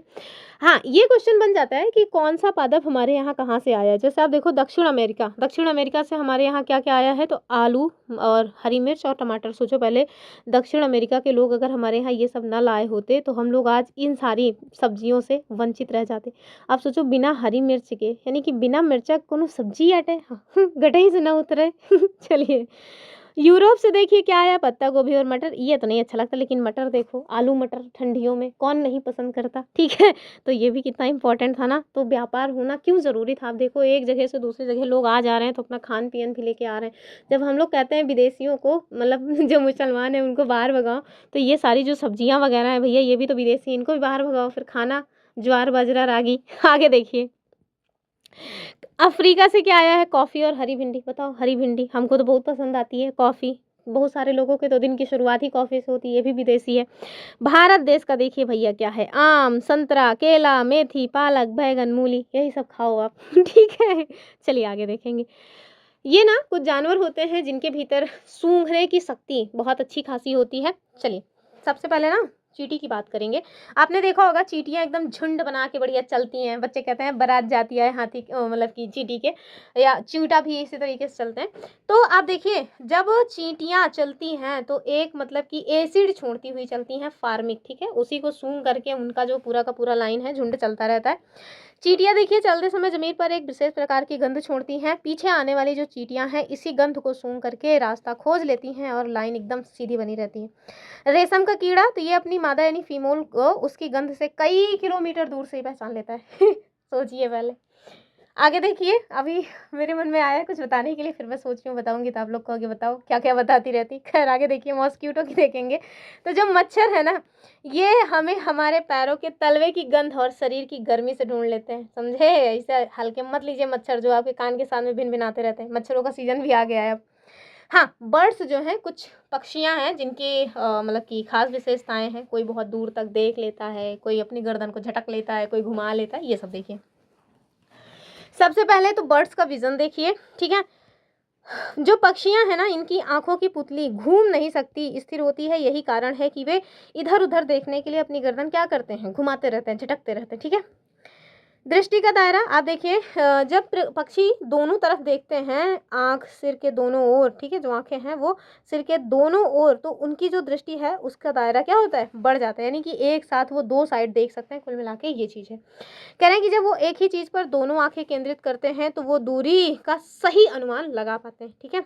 और कुछ हमारे मतलब कि हमारे आपकी दृष्टि से और बहुत ज़्यादा 6-7 गुना तेज जो है दृष्टि वाले होते हैं, जैसे चील, गिद्ध, ठीक है, ये सारी चीज़ें। यहाँ पे देखिए सुपरविजन दिया भी गया है। चील, बाज, गिद्ध, ठीक है, ये हमसे 4 गुना ज़्यादा बेहतर देख सकते हैं। यानी कि अगर हम 1 किलोमीटर देख रहे हैं तो ये कितना देखेंगे? 5 किलोमीटर या 4 किलोमीटर, जो भी हो आप समझिए अपना। आगे देखिए, कह रहे हैं कि जो चीज़ें हमें 2 मीटर से दिखाई पड़ती है वो इन्हें 8 मीटर से ही दिख जाती है। सोचिए भैया कितना तेज इनकी आंखें हैं। आगे देखिए, रात में दृष्टि और रंग की यदि हम बात करेंगे तो आप देखिए, ये भी बहुत पूछा जाने वाला क्वेश्चन है कि जो जानवर दिन में जागते हैं वे कुछ खास ही रंगों को देख पाते हैं, हर रंग को नहीं देख पाते। यानी कि जो जानवर दिन में जगने वाले हैं वो बहुत कम रंगों को पहचान पाते हैं। जो जानवर रात में जागते हैं जैसे उल्लू, रैकून, वे हर चीज़ को केवल और केवल काला और सफ़ेद देखते हैं, ठीक है, और कोई कलर उनको दिखता ही नहीं है। आगे देखिए, एकदम अच्छे से देख लीजिए और हाँ, वीडियो को हाइप भी कर दीजिए। आगे देखिए, ज़्यादा देर मतलब समय नहीं लगाएंगे। सोच रहे हैं हम भी कि 1.5-2 घंटे में पूरा का पूरा ख़त्म कर दें, लेकिन अब कोशिश तो कर ही रहे हैं। यहाँ देखिए, कुछ खतरे की चेतावनी वगैरह और हियरिंग वगैरह है, उसको देख लीजिए। सांप की बात करेंगे तो सांप के जो है बाहरी कान नहीं होते, ठीक है, वे केवल ज़मीन पर हुए कंपन को ही महसूस करके सुन पाते हैं, ये बात याद रखना। जंगल में लंगूर, पक्षी या हिरण खतरे जैसे शेर और चीता आ गया है, उन खतरे को देखकर अपनी एक खास किस्म की आवाज़ निकालते हैं। दुश्मन ज़मीन से आ रहा है या आसमान से, ठीक है, इसके लिए वो अलग अलग तरह की आवाज़ निकालते हैं। समझिए, जानवर सब अपना समझदार हैं। कुछ मोस्ट इंपॉर्टेंट पॉइंट्स हैं जो खूब पूछे जाते हैं, उसको देखिए। कह रहे हैं कि मैं अपनी मादा को कई किलोमीटर दूर से पहचान लेता हूँ, बताओ मैं कौन हूँ? अभी बताया था ना, रेशम का कीड़ा, silk worm. Black and white को लेकर के प्रश्न आता है भैया, उल्लू को हर चीज़ किस रंग की दिखती है? ब्लैक एंड व्हाइट में दिखती है। और यहाँ देखिए, सांप बीन की धुन सुनकर नाचता है, ये कथन गलत है, क्योंकि सांप बीन की हलचल देखकर हिलता है, ठीक है, क्योंकि उसको तो सुनाई देता ही नहीं है। आगे देखिए, स्लॉथ, कौन कौन अपनी ज़िंदगी में स्लॉथ जैसा है, जरा हमें बताए तो। तो स्लॉथ की यदि हम बात करें तो ये भालू जैसा दिखता है, लेकिन भालू नहीं होता एग्जैक्टली। बहुत सोना इसको पसंद है, सोना इट मीन्स गोल्ड। अरे नहीं भैया, स्लीप, सोना, ठीक है। ये दिन में करीब 17 घंटे तक पेड़ की शाखा से उल्टा लटक कर सोता है, ठीक है। खाना में क्या खाता है? तो जहाँ पे रहेगा, जिस पेड़ पर रहेगा उसी के पत्ते खा जाएगा। जब उस पेड़ के पत्ते खत्म हो जाते हैं तब फिर वो दूसरे पेड़ की तलाश में जाता है। सोचो, जहाँ रहेगा वहीं खाएगा भी। जीवन काल, तो इसका जो जीवन काल है सामान्यतः 40 वर्ष का होता है। अपने पूरे जीवन काल में मुश्किल से ये 8 पेड़ तक ही घूमने की तकलीफ उठाता है, मतलब इतना आलसी होता है। कह रहे हैं कि केवल और केवल सप्ताह में एक बार खुद को आराम देने और शौच करने के लिए पेड़ से नीचे उतरता है, वरना कोई ज़रूरत नहीं है। आगे देखिए, बाघ से क्वेश्चन खूब बनता है, इसको ध्यान से देख लीजिए कि बाघ रात को हमसे 6 गुना ज़्यादा बेहतर देख सकते हैं। बाघ की जो मूछें हैं ना, ये बहुत संवेदनशील हैं।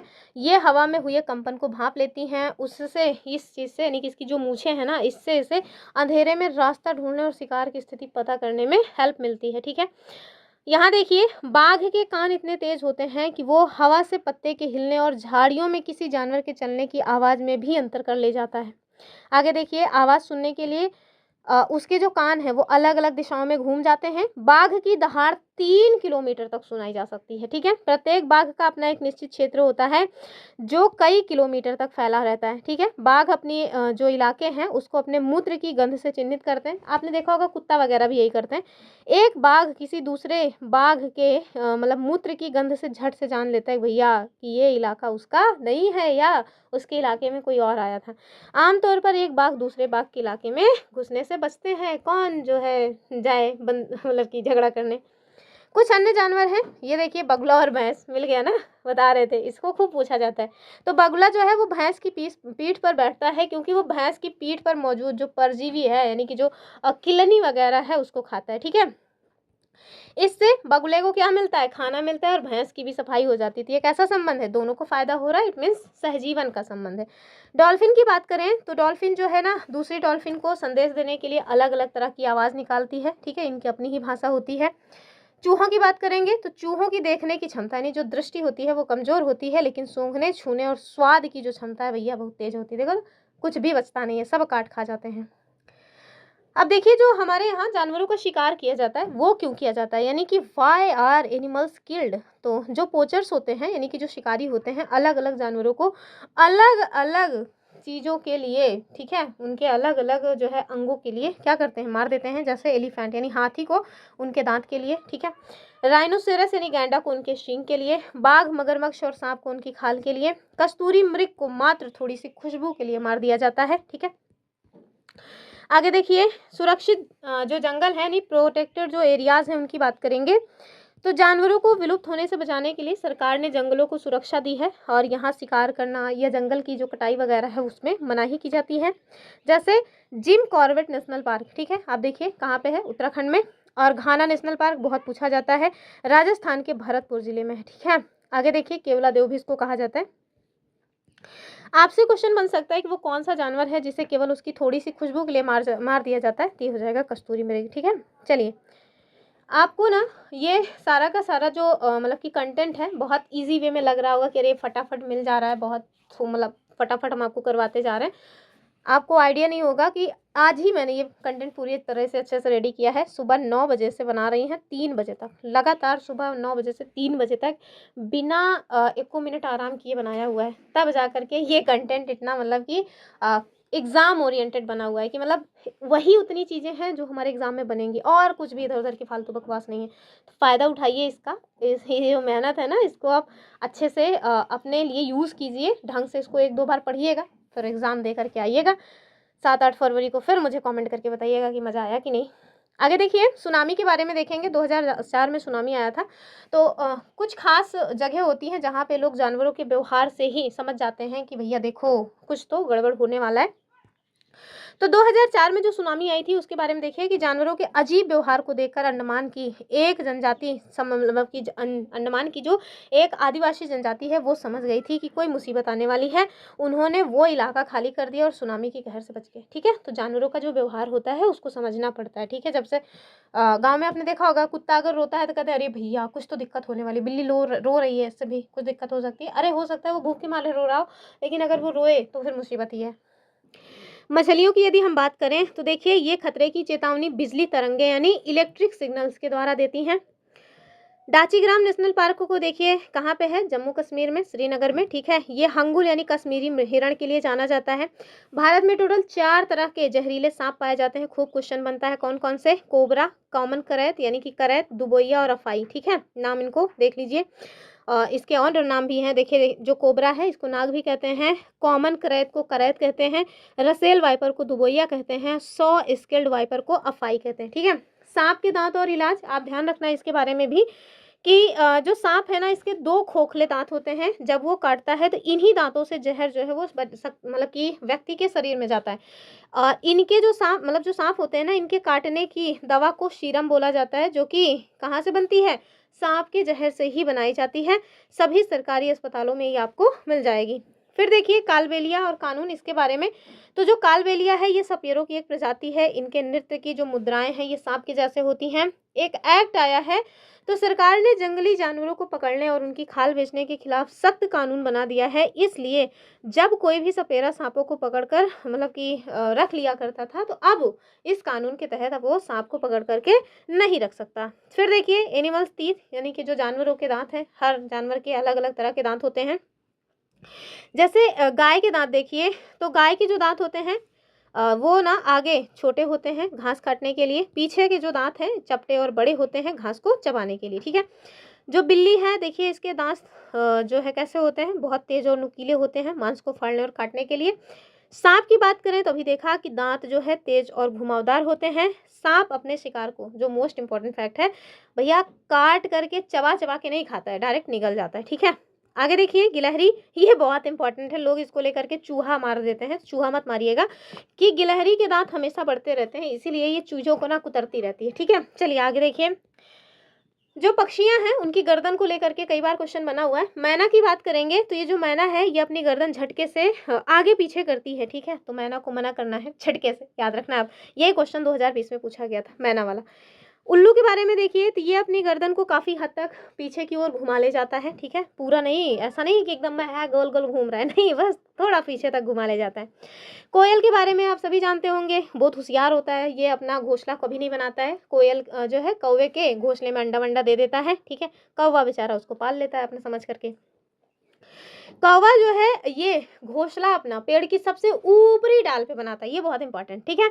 और इसके घोंसले में लोहे के तार, लकड़ी की शाखाएं, ये सारी चीजें मिल जाती हैं। वहीं वीवर पक्षी की बात करेंगे, 2024 में क्वेश्चन पूछा गया था, मैंने करवाया भी था, कि सभी नर यानी मेल वीवर अपने अपने घोंसले बनाते हैं। मादा जो फीमेल है उन सभी को देखती है, उसको जो सबसे अच्छा लगता है उसमें अंडे देती है, ठीक है। कुछ अनोखे घोंसले हैं, जैसे दर्जन चिड़िया, नहीं वो वाला नहीं, ये पूछा गया था, ये वाला ये मैंने करवाया था। दर्जन चिड़िया जिसको टेलर बर्ड कहा जाता है, तो जैसे इसका नाम है ना वैसे काम भी है मतलब दर्जन है तो ये सिलता भी है।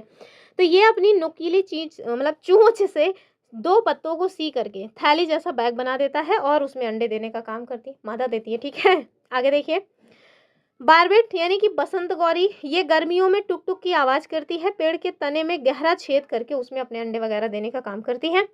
सनबर्ड यानी सकरखोड़ा, तो इसका घोंसला किसी छोटे पेड़ या झाली की डाली से लटका हुआ यानी हैंगिंग होता है। इसमें बाल, घास, मकड़ी के जाले और कपड़े के चीथड़े आपको देखने को मिल जाएंगे, ठीक है। गौरैया और कबूतर की बात करेंगे तो ये आमतौर पर घरों में या आसपास घोंसला बना करके रहते हैं। जैसे आप देखिए घर के भीतर अलमारी में, आईने के पीछे, पुराने मकानों में आपने देखा होगा आपके यहाँ खिड़की वगैरह में भी ये अपना घोंसला बना लेते हैं। अगर हम इंडियन रॉबिन की बात करें, ठीक है, तो जो इंडियन रॉबिन है इसको कलचिड़ी या कलचड़ी भी कहा जाता है। ये अपना घोंसला जमीन पर पत्थरों के बीच या घास में बनाते हैं, ठीक है। ये बहुत मुलायम होता है, इसमें ऊन, बाल, रुई और जड़ें वगैरह आपको देखने को मिल जाएंगी। फाख्ता से क्वेश्चन खूब बनता है, लोग इसको कबूतर से कि परेशान कर देते हैं उल्टा सीधा मान करके। तो याद रखना कि कैक्टस जो है ना, वो जो फाख्ता होता है कैक्टस या कांटों के या मेहंदी की बाड़ में अपना घोंसला बनाता है। यहाँ पे कबूतर दे करके कंफ्यूज किया जाता है, तो आप याद रखना ये फाख्ता है, ठीक है।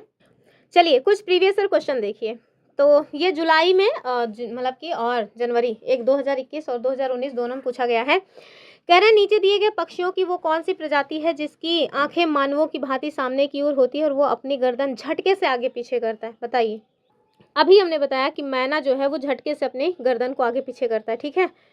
फिर देखिए यहाँ क्या कहा जा रहा है, 2018 का क्वेश्चन है ये। कह रहे हैं वो कौन सा पक्षी है जिसमें नर पक्षी अनेक सुंदर घोंसले बनाता है, मादा पक्षी उनमें से सबसे बढ़िया घोंसला चुन करके उसमें अंडे देती। बताओ कितना ख्याल रखता है ये अपनी वाइफ का, बताइए क्या हो जाएगा।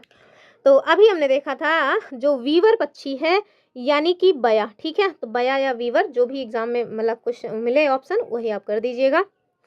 फिर देखिए 2016 और 19 का क्वेश्चन है कि ये पक्षी पेड़ की सबसे ऊंची डाल पर अपना घोंसला बनाता है। आगे बढ़ने की जरूरत ही नहीं है, कौवा हो जाएगा, ठीक है। चलिए आगे देखिए, कह रहे हैं कि वो कौन सा पक्षी है जो अपनी नुकीली चोंच से पत्तों को सी करके अपना घोंसला बनाता है। ये दर्जन चिड़िया हो जाएगी। ठीक है, 2024 में भी ये क्वेश्चन पूछा गया था।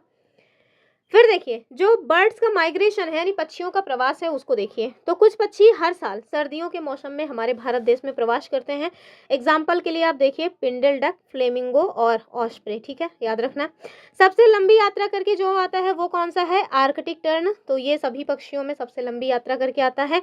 उत्तरी ध्रुव से दक्षिणी ध्रुव तक इसकी उड़ान होती है। ये लगभग 19,000 किलोमीटर की दूरी तय करता है और इससे क्या होता है कि इसको साल में 2 बार गर्म मौसम मिल जाता है। ठीक है, निस्संदन प्रणाली आपने देखा होगा, कहा जाता है कि जो सारस होता है, सारस बोलते हैं ना उसको, वो पानी और दूध को अलग करने का काम कर लेता है। तो सारस ही कहते हैं कि कुछ और कहते हैं?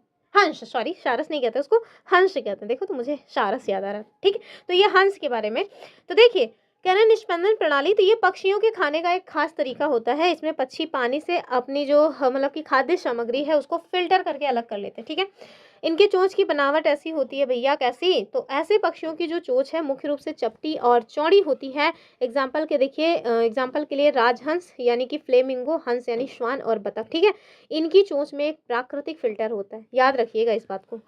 चलिए आगे देखिए, जीवों के बीच जो संबंध है यानी बायोलॉजिकल रिलेशनशिप, तो ये देखिए सिम्बायोसिस यानी कि सहजीविता क्या हो जाएगा? तो वही जब जो जीव मतलब 2 जीव एक साथ रहते हैं और दोनों को फायदा होता है। जैसे अभी हमने देखा था कवक और शैवाल, और दूसरा क्या देखा था, याद आ रहा है कि भैंस के ऊपर जो मतलब कि क्या बोलते हैं, बत्तख या बगुला बगुला बैठता है वो। ठीक है, सहभोजिता, कमनसेलिज्म, तो इसमें ना एक साथी को तो फायदा होता है लेकिन दूसरे को ना तो नुकसान होगा और ना ही फायदा, यानी कि दूसरे वाले से कोई मतलब नहीं है लेकिन एक को तो भैया ढंग का फायदा हो रहा है। तीसरा देखिए परजीविता यानी कि पैरासिटिज्म, ये थोड़ा ठीक नहीं होता है। इसमें एक जीव यानी परजीवी को तो फायदा होता है लेकिन दूसरे को नुकसान होता है, जैसे जू, अमरबेल और खटमल वगैरह। चलिए एग्जाम में पूछा जाता है क्या कि वो कौन सा पक्षी है जो साल में 2 बार गर्मियों को देखता है? तो वो हो जाएगा आर्कटिक टर्न। निस्संदन प्रणाली में पानी से कीड़े दाने इन सबको छान लेता है, जैसे हंस, राजहंस, ये सारी चीजें। ठीक है, बतख वगैरह।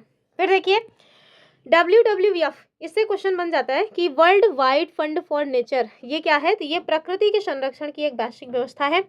इसका जो फुल फॉर्म होता है वो होता है world wide fund for nature. इसे पहले वन्यजीव कोष के नाम से भी जाना जाता था। कनाडा और अमेरिका में अभी भी इसका यही नाम है। स्थापना 1961 में हुई। गैर सरकारी संगठन यानी कि NGO है। ठीक है, हेडक्वार्टर आपको इसका ग्लैंड, स्विट्जरलैंड में देखने को मिलेगा। काम क्या है इसका? तो ये वनों के संरक्षण और पर्यावरण पे मानव प्रभाव को कम करने का काम करता है। ठीक है, अगर हम लोग ग्रीन पीस इंटरनेशनल की बात करें, ठीक है, तो ये जो ग्रीन पीस है पर्यावरण अभियान, ये एक स्वतंत्र वैश्विक प्रचार संस्था है। इसका network Europe, America, Asia, Africa सहित 55 से भी अधिक देशों में फैला हुआ है। हेडक्वार्टर देखिए एम्स्टर्डम, नीदरलैंड, यहाँ पे स्थित है। फिर देखिए कह रहे हैं कि आप जानते हैं कि बार बार पानी जैसा मल पास करने की ज़रूरत को क्या कहते हैं? डायरिया कहा जाता है। ये संक्रमण फूड पॉइजनिंग की वजह से या अपच के कारण हो जाता है। रोगी को बहुत ज़्यादा से ज़्यादा उबला हुआ पानी और उसमें जो है मतलब कि चुटकी भर, मतलब उबाल के ठंडा कर लीजिए, ऐसा नहीं उबलता पानी पिला दीजिए, चुटकी भर नमक और चीनी मिलाकर देना चाहिए। इसे ओरल रिहाइड्रेशन सॉल्यूशन यानी ORS कहा जाता है। ठीक है, चलिए, जो जलीय जंतु हैं जैसे मछलियाँ सेलुलर कचरे को अमोनिया के रूप में उत्सर्जित करते हैं जो कि पानी में सीधे घुल जाता है। जो पक्षियाँ, छिपकलियाँ, सांप, ये सब मतलब जो जानवर हैं ये अर्ध ठोस सफ़ेद रंग के यौगिक यानी यूरिक एसिड का उत्सर्जन करते हैं। और वही मानव जो है ये जो प्रमुख उत्सर्जक रूप में निकालता है वो क्या है? यूरिया है। फिर देखिए भारी व्यायाम के बाद जो हमारी मांसपेशियों में थकान मतलब की लगने लगती है वो लैक्टिक एसिड के जमा हो जाने के कारण होता है। ठीक है, आगे देखिए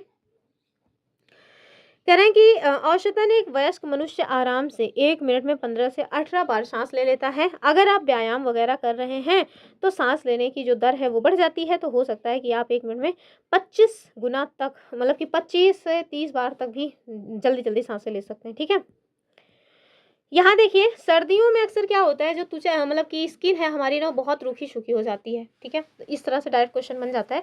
तो उस समय दादी माँ अक्सर नींबू के रस को दूध में घोल के इस्तेमाल करने के लिए हमको बताती हैं। ठीक है, तो आपने देखा होगा ना, लोग ग्लिसरीन दूध वगैरह यूज़ करते हैं। कह रहे हैं कि नींबू का रस और दूध ऐसे उत्पाद हैं जो हमारे घरों में आसानी से मिल जाते हैं। नींबू के रस में क्या होता है, विटामिन सी होता है जो एक प्रतिऑक्सीकारक है, जो कि त्वचा को के लिए थोड़ा अच्छा माना जाता है। ये शुष्क त्वचा को हटाने में भी हेल्प करता है। वहीं जो दूध है इसमें विटामिन ए, डी, ई, के और प्रोटीन होता है, जो कि हमारी स्किन के लिए क्या करता है, हाइड्रेटिंग एजेंट का काम करता है, यानी कि मॉइस्चराइजर कहते हैं ना, मतलब मॉइस्चर निकल गया है स्किन से तो वो सब काम करता है। चलिए आगे देखेंगे, ये क्वेश्चन खूब पूछा जाता है। एक थीम समाप्त हुई, ठीक है, पहली वाली जो थीम थी वो निपट गई। अब हम लोग दूसरे थीम पे आएंगे। तो पहला वाला ही सबसे ज़्यादा मतलब कठिन भी था, सबसे ज़्यादा उसी में डेटा भी था। अब जो है वो फटाफट हो जाएगा। अब हम लोग भोजन की बात करेंगे। तो आप देखिए, कई जगहों पे फूलों की सब्जियां खाई जाती हैं। डायरेक्ट क्वेश्चन बन जाता है कि भारत के अलग अलग राज्यों में कुछ खास फूलों को पकाकर खाया जाता है। जैसे यूपी में देखिए कचनार के फूलों की लोग सब्जी खाते हैं, केरल में केले के फूलों की सब्जी खाते हैं, महाराष्ट्र में लोग सहजन के फूलों की सब्जी या उसके पकौड़े वगैरह बना करके खाना पसंद करते हैं। ठीक है, याद रखना। टमाटर, आलू, मिर्च और कॉफ़ी, ये हमने अभी देखा था दूसरे देशों से आई हैं। आलू मिर्च मतलब आलू और मिर्च ये दक्षिण अमेरिका से आए हैं, कॉफ़ी अफ्रीका से। ठीक है, इंडियन मूल के। तो ये सारी चीज़ें हैं। फूलों से रंग भी बनाए जाते हैं। जैसे देखिए गेंदा, मैरीगोल्ड और जीनिया जैसे फूलों से रंग बनते हैं और इनका यूज़ कपड़ों को रंगने में किया जाता है। लंगर हम सब जानते हैं कि गुरुद्वारे में एक साथ खाना बनाने की जो प्रथा है, एक साथ लोगों को, बहुत सारे लोगों को खाना खिलाने की जो प्रथा है वो लंगर कहलाती है। कह रहे हैं कि मुझे सहजन के फूलों के पकौड़े बहुत पसंद है। मैं भारत के किस राज्य का रहने वाला हूँ? अभी तो देखा कि महाराष्ट्र का होगा ये। ठीक है, ये जो डाइवर्सिटी इन फूड है इसको हम देखेंगे। तो हांगकांग में लोग सांप खाना पसंद करते हैं और उनको क्या कहा जाता है, लिंग हु फेन कहते हैं। ठीक है, कश्मीर में लोग सरसों के तेल से बनी हुई सब्जी खाना पसंद करते हैं। क्यों? क्योंकि सरसों के तेल में थोड़ा गर्मी होती है। और आगे देखिए, सॉरी सब्जी नहीं खाते, मछली खाते हैं। देखो, तो मैं, क्योंकि मुझे सरसों के तेल में सब्जी पसंद है तो मैं वही बता रही हूँ भैया। ठीक है, माफ़ करना। कि जो कश्मीर है वहाँ पे लोग जो है सरसों के तेल में पकी हुई मछली खाना पसंद करते हैं। वहीं गोवा के लोग क्या खाते हैं, नारियल के तेल में जो है समुद्री मछली पका कर खाते हैं। तो आप वैसे भी देखो ना, गोवा जो है वो समुद्र के निकट है तो वहाँ पे समुद्री भोजन मिलता है और वहाँ पे आप देखिए नारियल वगैरह ढंग से हो भी जाता है तो उनके यहाँ खाने के लिए तेल होता है उससे। केरला की बात करेंगे तो यहाँ के लोग नारियल से बने हुई किसी भी सब्जी के साथ उबला हुआ टैपियोका खाना पसंद करते हैं। केरल में खाए जाने वाले टैपियोका को इन नामों से जाना जाता है। क्या क्या कहते हैं टैपियोका को? कसावा भी कहते हैं, यूका, कप्पा और मारा चेनी। पता चला यही अलग अलग नाम दे दिया और आप हैरान हो रहे हैं कि ये तो हमको पढ़ाया नहीं गया, इस वजह से जाने रही है। भोजन पकाने के कुछ तरीके होते हैं जो कि हमारे एग्जाम में बन जाता है। अक्सर हम लोग क्या करते हैं, पहले सब्जी को काट वोट लेंगे उसके बाद धुलते हैं। जैसे मैं खुद ही यही काम करती हूँ, यद्यप मुझे पता है कि पहले सब्जियों को धुलना चाहिए फिर काटना चाहिए, लेकिन आदत से मजबूर है। ठीक है, तो सब्जियों को भैया काटने खाने का सही तरीका आप जान लो कि काटने से पहले धो लेना चाहिए, काटने के बाद धोने से विटामिन नष्ट हो जाते हैं। सब्जियों को लोहे की कढ़ाई में बनाना चाहिए, उससे उसमें ना आयरन के जो तत्व हैं वो मिल जाते हैं। जो पॉलिश किए हुए चावल हैं उनको नहीं खाना चाहिए, आटे की भूसी में ज़्यादा विटामिन होता है, तो काम करो भूसी खा जाओ। फिर देखिए केरल, जिसे मसालों का बगीचा कहा जाता है, ठीक है, स्पाइसेस ऑफ केरला। तो केरल में लोग अपने घर में मतलब घर के पीछे आंगन में मसाले उगाने का काम करते हैं। इनके यहाँ जो मुख्य मसाले हैं वो आप देखिए तेज पत्ता, छोटी और बड़ी इलायची, काली मिर्च वगैरह। ठीक है, गरम मसाला, तो ये कई मसालों का पिसा हुआ मिश्रण होता है, जैसे इलायची, लौंग, जीरा, दालचीनी, काली मिर्च, सोंठ, सूखा अदरक वगैरह। ठीक है, अगर हम अंकुरित अनाज की बात करें तो सोयाबीन, मूंग और अन्य जो फलियां हैं ये प्रोटीन का सबसे बढ़िया सस्ता खजाना मानी जाती है। अगर आपको प्रोटीन खाना पसंद है तो अंकुरन करके अनाज को खाओ। इसे मतलब इन्हें अंकुरित करने पर इन्हें में जो विटामिन की मात्रा है वो बढ़ जाती है। किसको अच्छा लगता है? मुझे नहीं अच्छा लगता। रागी और बाजरा देखिए, इनमें आयरन और कैल्शियम भरपूर मात्रा में होते हैं। ठीक है, यहाँ देखिए कुछ संक्रामक रोग हैं जिनके बारे में बताया गया है कि कुछ संक्रामक रोग छोटे जंतुओं जैसे मक्खी, मच्छर आदि से फैलते हैं। कुछ रोग जीवाणु और विषाणु से भी फैलते हैं, यानी कि वायरस और बैक्टीरिया से। कोई भी व्यक्ति जीवाणु या विषाणु को देख नहीं सकता है। ठीक है, हम उन्हें केवल सूक्ष्मदर्शी की ही सहायता से देख सकते हैं। कह रहे हैं कि ज्ञात हो कि सूक्ष्मदर्शी वो यंत्र होता है जो हमें किसी भी वस्तु को थोड़ा बड़ा करके देखने में हेल्प करता है। कुछ संक्रामक रोग और कुछ गैर संक्रामक रोग दिए। संक्रामक जो एक दूसरे से फैल जाते हैं, गैर संक्रामक तो वैसे ही। ठीक है, तो संक्रामक रोग, यक्ष यानी कि टीबी, यक्ष इट मीन्स यक्षमा, टिटनेस, पोलियो, डायरिया, हैजा, यौन रोग, HIV एड्स, संक्रामक, फोड़े घाव वगैरह, जुकाम, फ्लू, खसरा, चेचक, खुजली, एक्जिमा, जलन, मलेरिया, डेंगू और ये एलिफेंटिएसिस, अतिसार, पेचिस, टाइफाइड, पीलिया, कंठमाला रोग। तो ये सारी जो मतलब बीमारियां हैं ये संक्रामक हैं। वही गैर संक्रामक में आप देखिए गाउट, गठिया रोग, वैसा थोड़ी ना किसी गठिया रोग हुआ है तो आपको हो जाएगा, वैसे छूने से नहीं। दिल का दौरा, स्ट्रोक, तो फिर तो लोग किसी को मतलब कि हेल्प ही ना करने जाएं। मिर्गी, कैंसर, मोतियाबिंद, ग्लूकोमा, दमा, एलर्जी और पेट का अल्सर, रक्ताल्पता, गंडमाला, धूम्रपान के कारण होने वाली बीमारियां, खांसी, मधुमेह। वैसे तो कहा जाता है खांसी जो है अगर मतलब संक्रामक ही है, अगर कोई खांस रहा है उसके आसपास हैं आप तो हो जाएगा, लेकिन भैया किताब में देखो गैर संक्रामक दिया है। चलिए कुछ रोगों के बारे में देखेंगे, जैसे मच्छर से जो फैलने वाली बीमारियां हैं ये बहुत इंपॉर्टेंट है, हमारे एग्जाम में खूब पूछी जाती हैं। तो मच्छर से जो फैलने वाले रोग हैं डेंगू, मलेरिया, चिकनगुनिया, ठीक है। आगे देखिए, और हाँ हमारे एग्जाम में ना दे देते हैं टाइफाइड और हैजा, और हम लोगों को लगता है हाँ ये भी होता होगा, नहीं तो ये गंदे पानी से होने वाली बीमारियां हैं, ठीक है, मच्छर से नहीं होती। रोनाल्ड रॉस के बारे में खूब क्वेश्चन बनता है हमारे एग्जाम में, तो याद रखना कि इनके द्वारा सबसे पहले ये पता लगाया गया था कि जो मलेरिया है वो मच्छरों से फैलता है, ठीक है। मलेरिया मादा एनेफिलीज मच्छर के काटने से होता है। परजीवी की बात करेंगे तो यह एक कोशिकीय परजीवी, मतलब कि प्लाज्मोडियम के कारण होता है। कौन? मलेरिया। ये जो मलेरिया के लिए इन्होंने खोजा था कि भैया मच्छर से फैलता है, इसके लिए रोनाल्ड रॉस को 1902 में चिकित्सा का नोबेल पुरस्कार भी मिला था। और मलेरिया के लिए जो दवा बनती है वो सिनकोना पेड़ की छाल से बनाई जाती है। पुराने समय में लोग छाल को उबाल करके पिया करते थे, ठीक है। फिर देखेंगे हम लोग एनीमिया, खून की कमी, आयरन की कमी, ठीक है। तो ये खून की कमी यानी कि हीमोग्लोबिन या आयरन की कमी से होता है। बच्चों में शारीरिक और दिमागी विकास धीमा होता है, सुस्ती रहती है। इलाज क्या है? तो भैया डॉक्टर अक्सर 3 चीज़ों की सलाह देते हैं, खूब ढंग से गुड़ खाओ, आंवला खाओ, हरी पत्तेदार सब्जियां खाओ। जैसे मैं जिस दिन व्रत रहती हूँ ना, अगर उस दिन मैं गुड़ और दूध उबाल के ना पीऊँ तो फिर समझ लीजिए कि मैं पूरा दिन बेकार ही जाने वाला है। तो कहीं न कहीं इसी वजह से आयरन की कमी हो जाती है भूखे रहने पे मेरे। और वैसे भी अगर मेरे पैर में दर्द होता रहे तब भी मैं यही खा लेती हूँ, मतलब दूध और गुड़, तो मुझे आराम मिल जाता है। तो ये क्या है, लड़कियों में वैसे भी अक्सर हो जाता है एनीमिया की कमी। चलिए आगे देखिए, तो ये एक इलाज है। अगर मेरे जैसी कोई लड़कियां हैं जो इस तरह की समस्याओं को फ़ील करती हैं तो एक बार ट्राई करके देखें, दूध और गुड़। चलिए मच्छरों से मच्छरों की रोकथाम और उसके बचाव को लेकर के कुछ बातें देख लेते हैं। तो तेल का छिड़काव, तो रुके हुए पानी जैसे कूलर, गड्ढे में मिट्टी का तेल वगैरह डाल करके, मिट्टी का तेल जो है उसको डाल करके इनको ख़त्म किया जा सकता है। वैज्ञानिक कारण भैया कि तेल जो है ना वो पानी के ऊपर एक परत बना लेता है जिससे पानी में ऑक्सीजन की सप्लाई रुक जाती है। इससे मच्छर के जो लार्वा हैं वो मर जाते हैं और प्रजनन क्या होता है, थम जाता है। फिर देखिए लुई ब्रेल, खूब पूछा जाने वाला ये भी क्वेश्चन है कि लुई ब्रेल जो कि फ्रांस के निवासी थे, एक दिन जब वे 3 साल के थे तो अपने पिता के औजारों के साथ खेल रहे थे। अचानक से एक नुकीला उपकरण उनकी आंख में लगा और इससे ना वो आंख से फिर उनको दोनों ही आंखों से दिखाई देना बंद हो गया। उनकी पढ़ाई के प्रति बहुत गहरी रुचि थी और उन्होंने हार नहीं मानी और वो पढ़ने लिखने के लिए अलग तरीके सोचने लगे। अंत में उन्होंने छूकर और महसूस करके पढ़ने का एक रास्ता निकाल लिया जिसको ब्रेल लिपि के नाम से जाना जाता है, ठीक है। और ये जो लिपि है इसमें एक मोटे कागज पर उभरे हुए बिंदुओं की एक पंक्ति बनाई जाती है। चूंकि ये बिंदु उभरे होते हैं इसलिए इन पर उंगलियों को चला करके इनको पढ़ा जा सकता है। और ये बिंदु मतलब कि ये जो है ना लिपि 6 बिंदुओं पर आधारित होती है, पूछा जा चुका है। ब्रेल लिपि में देखिए इन दिनों कई बदलाव हुए हैं, इससे पढ़ना लिखना पहले से और अधिक आसान हुआ है। अब ब्रेल लिपि भी कंप्यूटर की सहायता से लिखी जा सकती है, याद रखिएगा आप। 6 बिंदुओं वाला क्वेश्चन खूब बनता है। कल्लम मल्लेश्वरी के बारे में भी खूब क्वेश्चन बना हुआ है। तो ये कल्लम मल्लेश्वरी जी एक भारोत्तोलक हैं, आंध्रा की रहने वाली हैं। उनके पिता एक पुलिस कांस्टेबल थे। 12 साल की उम्र में उन्होंने भारोत्तोलन का जो काम है वो स्टार्ट किया था। वह अब 130 किलोग्राम तक का वजन उठा सकती हैं। कल्लम मल्लेश्वरी ने अंतर्राष्ट्रीय स्पर्धाओं में 29 पदक जीते हैं। उनकी 4 बहनें हैं, वो भी यही काम करती हैं, ठीक है। चलिए ये गांव घर में खेले जाने वाले कुछ खेल हैं जो हमारी एनसीईआरटी में दिए हैं। तो स्टापू या हॉप स्कॉच, ठीक है। स्टापू कितकित या अंग्रेजी में इसको मतलब हॉप स्कॉच कहा जाता है। थिप्पी की बात करेंगे तो चिबिड्डी, मेरे ख्याल से यही है थिप्पी। तो इस खेल में पत्थर के एक छोटे टुकड़े या टाइल का इस्तेमाल होता है जिसे मार्कर या थिप्पी कहा जाता है। क्या है खेलने का तरीका? तो इसको मतलब खिलाड़ी को थिप्पी पहले बॉक्स में फेंकनी होती है और फिर एक पैर से कूदते हुए अगले बॉक्स में जाना होता है।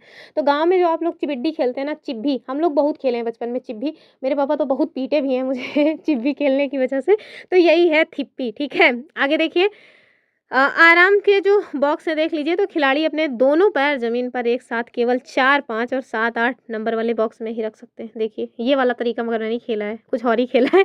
आउट होने का क्या नियम है? तो यदि खिलाड़ी का पैर किसी भी रेखा को छू लेता है तो भैया खेल से आउट हो जाता है। तो भैया रेखा पे ही तुरंत, अगर चिप भी रेखा पे गई तब भी आउट, पैर आपका पड़ गया रेखा पे तब भी आउट। तो इस तरह से हम लोग भी खेले हैं। चलिए, दूसरी थीम भी समाप्त हुई। जो तीसरी थीम है हमारी, वो है शेल्टर यानी कि आश्रय। ठीक है, सबसे पहले चांगथांग की बात करेंगे। तो ये एक ऊंची जगह है। तो ये जगह समुद्र तल से लगभग 5000 मीटर की ऊंचाई पर स्थित है और इतनी ऊंचाई पर ऑक्सीजन की कमी होती है जिससे सांस लेना मुश्किल होता है और सर दर्द भी हो सकता है। ठीक है, ये एक पठारी इलाका है जो कि लद्दाख से तिब्बत तक फैला हुआ है। बहुत ही कम लोग रहते हैं यहाँ पे। चांगपा जनजाति यहीं की है। ठीक है, इसमें लगभग 5000 लोग हैं। ये हमेशा ही अपनी भेड़ बकरियों के साथ घूमते रहते हैं, यानी कि घुमंतु जनजाति है। सबसे बड़ी पूंजी इनकी यही ही है, भेड़ बकरियाँ। इन्हें जानवरों से ही सब कुछ मिलता है, फिर चाहे वो दूध हो, मांस हो, टेंट हो के लिए चमड़ा, स्वेटर या फिर ऊन वगैरह। ठीक है, खास बात क्या है कि जिसके पास जितनी ज़्यादा भेड़ बकरियां हैं वो परिवार उतना ही अमीर और ऊंचा माना जाता है। ठीक है, तो अहीर में भैंस सही से मान ली जाती है। अहीर के पास जितनी भैंस है भैया उतने धनवान है वो, भले ही उसके मतलब पैसा हो या ना हो। चलिए, पश्मीना ऊन की बात करेंगे जो खूब क्वेश्चन बन जाता है। तो जो चांगपा लोग हैं वो एक खास तरह की बकरी पालते हैं। ये बकरियां जितनी ऊंची और ठंडी जगह पे रहती हैं उनके बाल उतने ही सॉफ्ट और मतलब कि मुलायम होते हैं। इन्हीं बकरियों के बालों से दुनिया की सबसे मशहूर जो पश्मीना ऊन है वो बनती है, पश्मीना शॉल बनती है इससे। पश्मीना का जो है एक बाल हमारे बाल से लगभग 6 गुना पतला होता है। ठीक है, उसके बाद भी देखिए एक शॉल जो है ना 6 स्वेटर के बराबर गर्मी देती है। ठीक है, रेबो और लेखा की बात करेंगे। तो रेबो क्या होता है? तो चांगपा लोग अपने टेंट को रेबो बोलते हैं। ये जो है याक के बालों से बुनी हुई पट्टियों को सिल करके बनाया जाता है। बहुत मजबूत और गर्म होता है, बर्फीली हवाओं से इनको बचाने का काम करता है। लेखा की बात करेंगे तो रेबो यानी टेंट के पास ही भेड़ बकरियों को रखने की जगह होती है जिसको लेखा कहते हैं। लेखा की दीवारें पत्थरों से बनी होती है। ठीक है, चलिए आगे देखेंगे।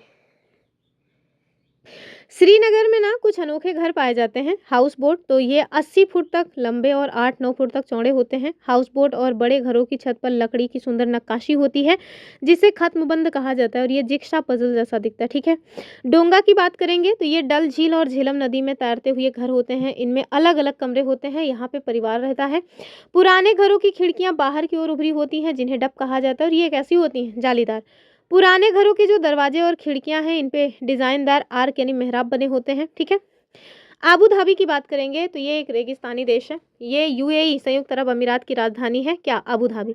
यहाँ रेत के पहाड़ पाए जाते हैं। रेत का रंग अलग अलग होता है, सफ़ेद, भूरा, पीला या काला, लाल। ठीक है, बारिश नहीं होती है, पानी बहुत कीमती होता है यहाँ का। कुछ फैक्ट है कि भाई पेट्रोल जो है ना वो सस्ता है, पानी महंगा है यहाँ पे।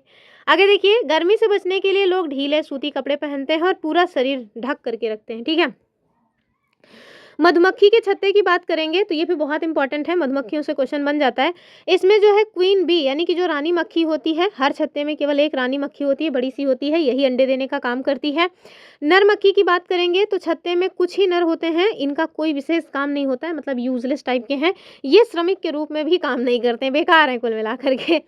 छत्ते में ज़्यादातर मक्खियाँ श्रमिक होती हैं। ठीक है, ये दिन भर काम करती रहती हैं, छत्ता बनाना, बच्चों को पालना और फूलों का रस जो है ढूंढ ढूंढ करके लाना यानी नेक्टर।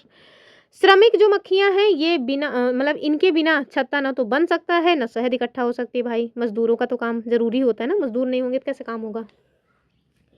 जो मधुमक्खी पालन है उसको एपी कल्चर कहा जाता है। ठीक है, मधुमक्खी पालन शुरू करने का जो सबसे अच्छा महीना माना जाता है अक्टूबर से दिसंबर तक होता है और यही वो समय है जब रानी मधुमक्खी अंडे देने का काम करती है।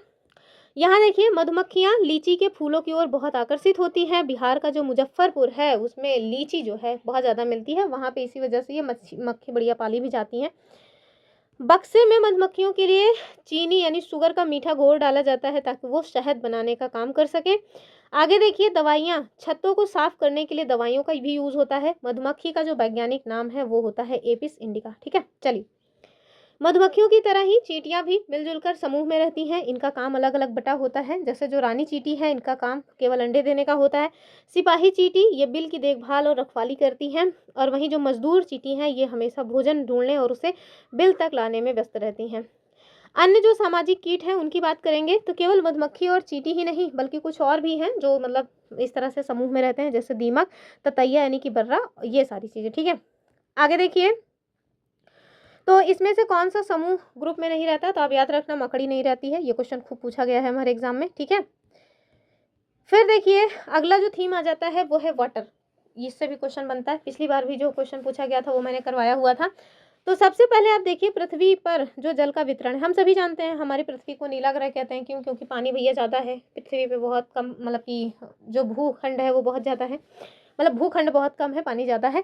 तो आप देखिए पृथ्वी की सतह पर मौजूद जो कुल पानी है उसका 97% पानी कैसा है? लवणीय है, यानी कि खारा है, समुद्रों में मिलता है, जो कि महासागर या समुद्र में पाया जाता है और हमारे आपके यूज़ करने लायक नहीं है। केवल 3% जल ही मीठा पानी के रूप में उपलब्ध है।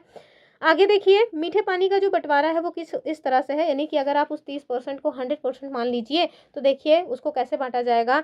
68.7% मीठा पानी ये आपको बर्फ की टोपियों में यानी आइस क्यूब्स में मिल जाएगा, ठीक है। भूमिगत जल यानी कि ग्राउंड वाटर केवल और केवल 30% है, 30.1%। तो उसमें भी देखिए सरफेस वाटर जो है वो केवल 0.3%, जैसे नदियाँ और झीलें वगैरह, ठीक है।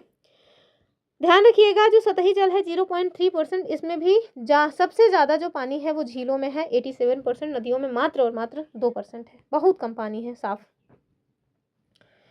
कुछ भूमिगत जल और प्रक्रियाएं हैं उन्हें देखिए। जल स्तर, खूब हम लोग इस शब्द को सुनते हैं। तो जमीन के नीचे जहां मिट्टी के कणों और चट्टानों के बीच सारी जगह पानी से भरी होती है उस स्तर की ऊपरी सीमा को क्या कहते हैं? जल स्तर।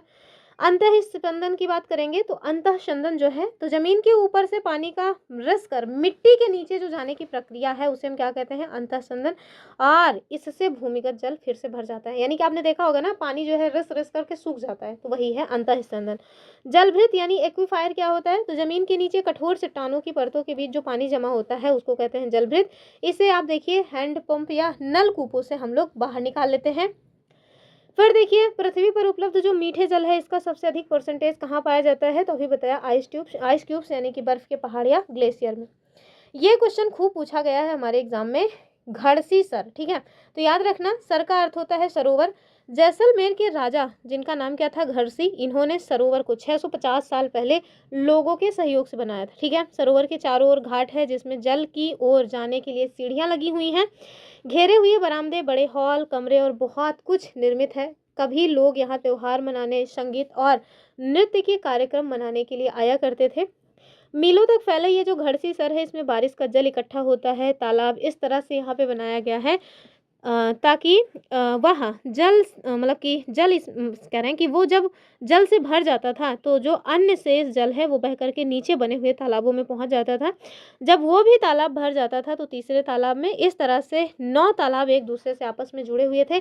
पूरी साल इस क्षेत्र को जल से कोई भी परेशानी उठाने की ज़रूरत नहीं पड़ती थी। मतलब एक बहुत बेहतरीन तरीके से इन्होंने जल संरक्षण किया हुआ था। यहाँ देखिए रेगिस्तान में जल संचयन। तो जैसलमेर और राजस्थान में आप देखिए कई इलाकों में मतलब पानी बहुत कम बरसता है, तो कभी कभी साल भर नदियाँ सूखी रहती हैं। पानी की कमी को पूरा करने के लिए लोग तालाब यानी सरोवर और जोहड़ बनाने का काम करते हैं। ये जोहड़ सब याद रखिएगा आप। इस काम में व्यापारी से लेकर के मजदूर तक सारे लोग मिलजुल करके हाथ बटाते हैं। बावड़ी की बात करेंगे तो बावड़ी मतलब क्या? मैं बावड़ी हो गई नहीं, कुएं और बावड़ी में अंतर होता है कि कुएं से पानी ऊपर खींचना पड़ता है जबकि बावड़ी में सीढ़ियां होती हैं, आप जा करके सीढ़ियों से उतर करके वहां से पानी निकाल लो, ठीक है। तो रानी की बावड़ी 100 रुपए की जो नोट है उस पर देखिए बना हुआ है। लोग सीढ़ियों से उतरकर पानी तक खुद पहुंच सकते हैं। दड़की माई की कहानी कई बार हमारे एग्जाम में बना हुआ है, सच्ची घटना पे आधारित है। अलवर की कहानी है। तो ये राजस्थान के अलवर जिले की एक गांव के रहने वाली महिला थी, बुजुर्ग महिला थी। यहाँ पे क्या समस्या हो रही थी कि गांव की जो औरतें हैं उनका पूरा दिन घर के काम और जानवरों के लिए पानी खींचने के में मतलब कि खींचने में ही बीत जाता था। दूर से पानी लाना पड़ता था। गर्मियों में कुएं सूख जाते थे तो गाँव भी छोड़ना पड़ता था। इन्होंने समाधान निकाला, तरुण भारत संघ का गठन किया। दड़की माई ने तरुण भारत संघ नामक एक संस्था से मदद मांगी। संस्था और गांव वालों ने मिलकर के एक तालाब बनाया, ठीक है। नतीजा क्या हुआ कि पानी की समस्या खत्म हुई, जानवरों को हरा चारा मिला जिससे दूध का उत्पादन बढ़ा। लोग अब दूध और मावा बना करके बेचते हैं जिससे उनकी कमाई बढ़ी है। मावा मतलब ये क्या हो गया, कहाँ गया कुछ तो, हे एक सेकंड, हाँ आगे पीछे चला गया मुझे लगता है। हाँ मिल गया। तो देखिए ये मावा मतलब समझ रहे हैं क्या होता है? मावा मतलब होता है खोवा। कौन कौन खोवा खाना बहुत पसंद करता है? खोवा का तो पता नहीं, हम पेड़ा खाना बहुत पसंद करते हैं, वो भी स्पेशली जब हम खुद बनाए रहे तो, ठीक है। चलिए आगे देखिए, डेड सी बहुत बहुत बहुत इंपॉर्टेंट है, हर साल एक क्वेश्चन बन जाता है। दुनिया का सबसे नमकीन सागर है, ठीक है। वैसे तो सारे के सारे सागर नमकीन ही है, कोई मीठा नहीं है, लेकिन मृत सागर ये दुनिया का सबसे नमकीन सागर। अब ये मत कहने लगना मैम तुर्की का वान झील है, अरे भैया तुर्की का वान झील हम भी जानते हैं, एनसीईआरटी में यही दिया है, अभी वहाँ पे तो चेंज हुए नहीं है। आगे देखिए, मृत सागर के 1 लीटर में 300 ग्राम नमक पाया जाता है, ठीक है। और इतना ज़्यादा नमक होने के कारण जो इसका घनत्व है वो बहुत ज़्यादा हो जाता है। अगर कोई व्यक्ति इसमें डूबने की भी कोशिश करे कि इसमें डूब के मर जाऊंगा मैं, तो वो डूबेगा नहीं, ठीक है, तैरता रहेगा, ठीक है, याद रखना, वो बिस्तर पर लेटा हुआ ही उसको प्रतीत होगा।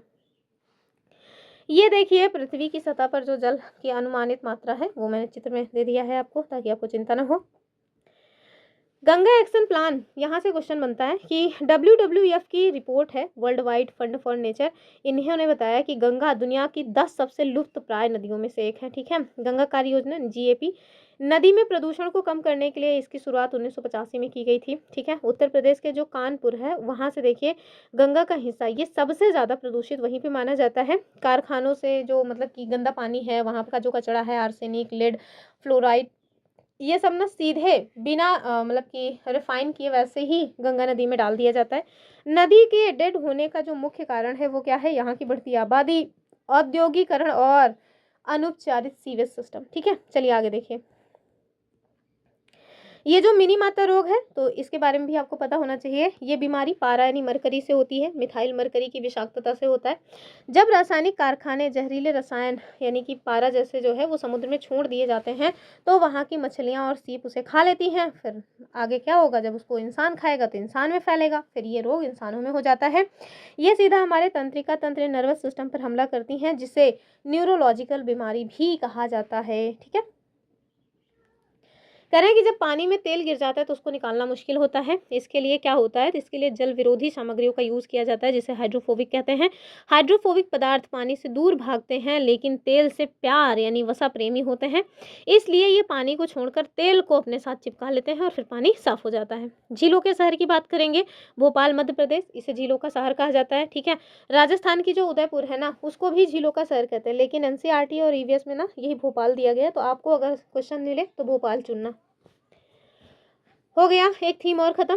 कहा था ना कि स्टार्टिंग वाला ही थोड़ा मतलब कि ज़्यादा टाइम लेगा, उसके बाद तो सब फटाफट हो जाएंगे। ट्रैवल यानी यात्रा की बात करेंगे, तो देखिए बांस का पुल, बैम्बू ब्रिज, असम में देखिए बांस के पुल बनाए जाते हैं, कारण यहाँ बहुत बारिश होती है। कभी कभी तो चारों तरफ घुटनों तक पानी भर जाता है, फिर भी बच्चे स्कूल जाना नहीं छोड़ते, वो एक हाथ में किताब और दूसरे हाथ में बांस पकड़ करके पुल पार कर ले जाते हैं। ये पुल बांस और रस्सी से बना होता है, ठीक है। ट्रॉली की बात करेंगे, लद्दाख में बच्चे इसको यूज़ करते हैं।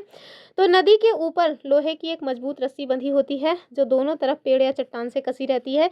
ये लकड़ी से बना हुआ एक खुला बक्सा होता है। ट्रॉली को रस्सी पर सरकाने के लिए चरखी की मदद की जाती है। एक बार में 4-5 बच्चे इसमें बैठ सकते हैं, ठीक है। वल्लम और सीमेंट का पुल देखें तो वल्लम क्या है, तो केरला के कुछ हिस्सों में आपको ये देखने को मिलेगा, लकड़ी की बनी हुई छोटी नाव होती है। इसका उपयोग बच्चे स्कूल पहुंचने के लिए करते हैं, ठीक है। सीमेंट का पुल तो ये सामान्य मैदानी इलाकों में पानी के ऊपर बना होता है, हम लोगों के यहाँ ही है। सीमेंट लोहे और सरिया वगैरह से, ठीक है, जैसे गंगा का पुल। यहाँ देखिए कुछ स्टेट्स और वहाँ पे यातायात के साधन, असम में देखिए बांस का पुल, लद्दाख में ट्रॉली चरखी, ठीक है, केरल में वल्लम छोटी नाव, राजस्थान में ऊंट है और गुजरात में जुगाड़, ठीक है। चलिए, तो ये साधन है। अलबरूनी से क्वेश्चन खूब बनता है। तो आज से 1000 साल पहले आप देखिए, 1000 साल से भी पहले की बात है कि एक यात्री भारत आया था, नाम था अलबरूनी, आया था उज्बेकिस्तान से। इसने मतलब कि जो भी घटनाओं को देखा उसने कहाँ पे लिखा हुआ है, अपनी पुस्तक किताबुल हिंद में, ठीक है। खास तौर पर उसने यहाँ की चीज़ों के बारे में बताया कि कैसे अपने ही देश में काफ़ी अलग अलग चीज़ें देखने को मिलेंगी। उसने उस समय के तालाबों के बारे में बताया, यहाँ के लोग तालाब बनाने में काफ़ी मतलब दक्ष थे। झील के चारों ओर चबूतरे बनाने के लिए विशाल चट्टानों को एकत्रित करते थे और लोहे की छड़ों से उनके जोड़ मतलब देते थे। इनके बीच ऊपर नीचे जाने वाली लंबी रस्सियाँ मतलब कि लंबी लंबी सीढ़ियाँ थी, कतारें हुआ करती थी ऊपर जाने और नीचे जाने के लिए।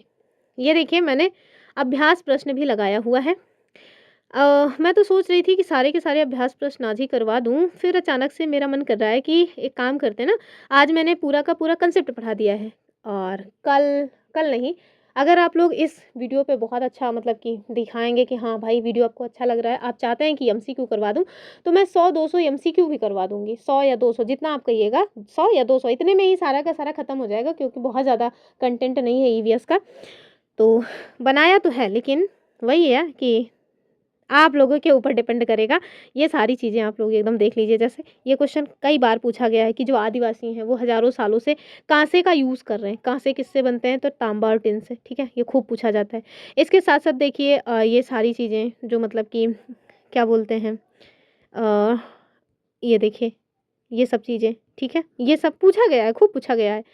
तो और पता है मतलब कि हमारे स्टेट्स का सापेक्ष स्थिति पूछी जाती है, तो उससे भी सोचा हुआ था क्वेश्चन करवाएँगे, पर अब सोच रहे हैं कि आप लोग थोड़ा मतलब कि दिखाएँ कि हाँ, आप लोगों को ज़रूरत है इसकी कि नहीं है, क्योंकि फालतू का क्यों मेहनत करना। अब जैसे 2 घंटे के आस-पास की क्लास हो चुकी है, अगर अब फिर से मैं ये एमसीक्यूज़ ही कराऊँगी तो 1 घंटे से ज़्यादा ही लग जाएगा, क्योंकि 50-60 से भी ज़्यादा ये एमसीक्यू हैं। तो जब आप लोगों का मन ही नहीं होगा तो क्यों मतलब मेहनत करना।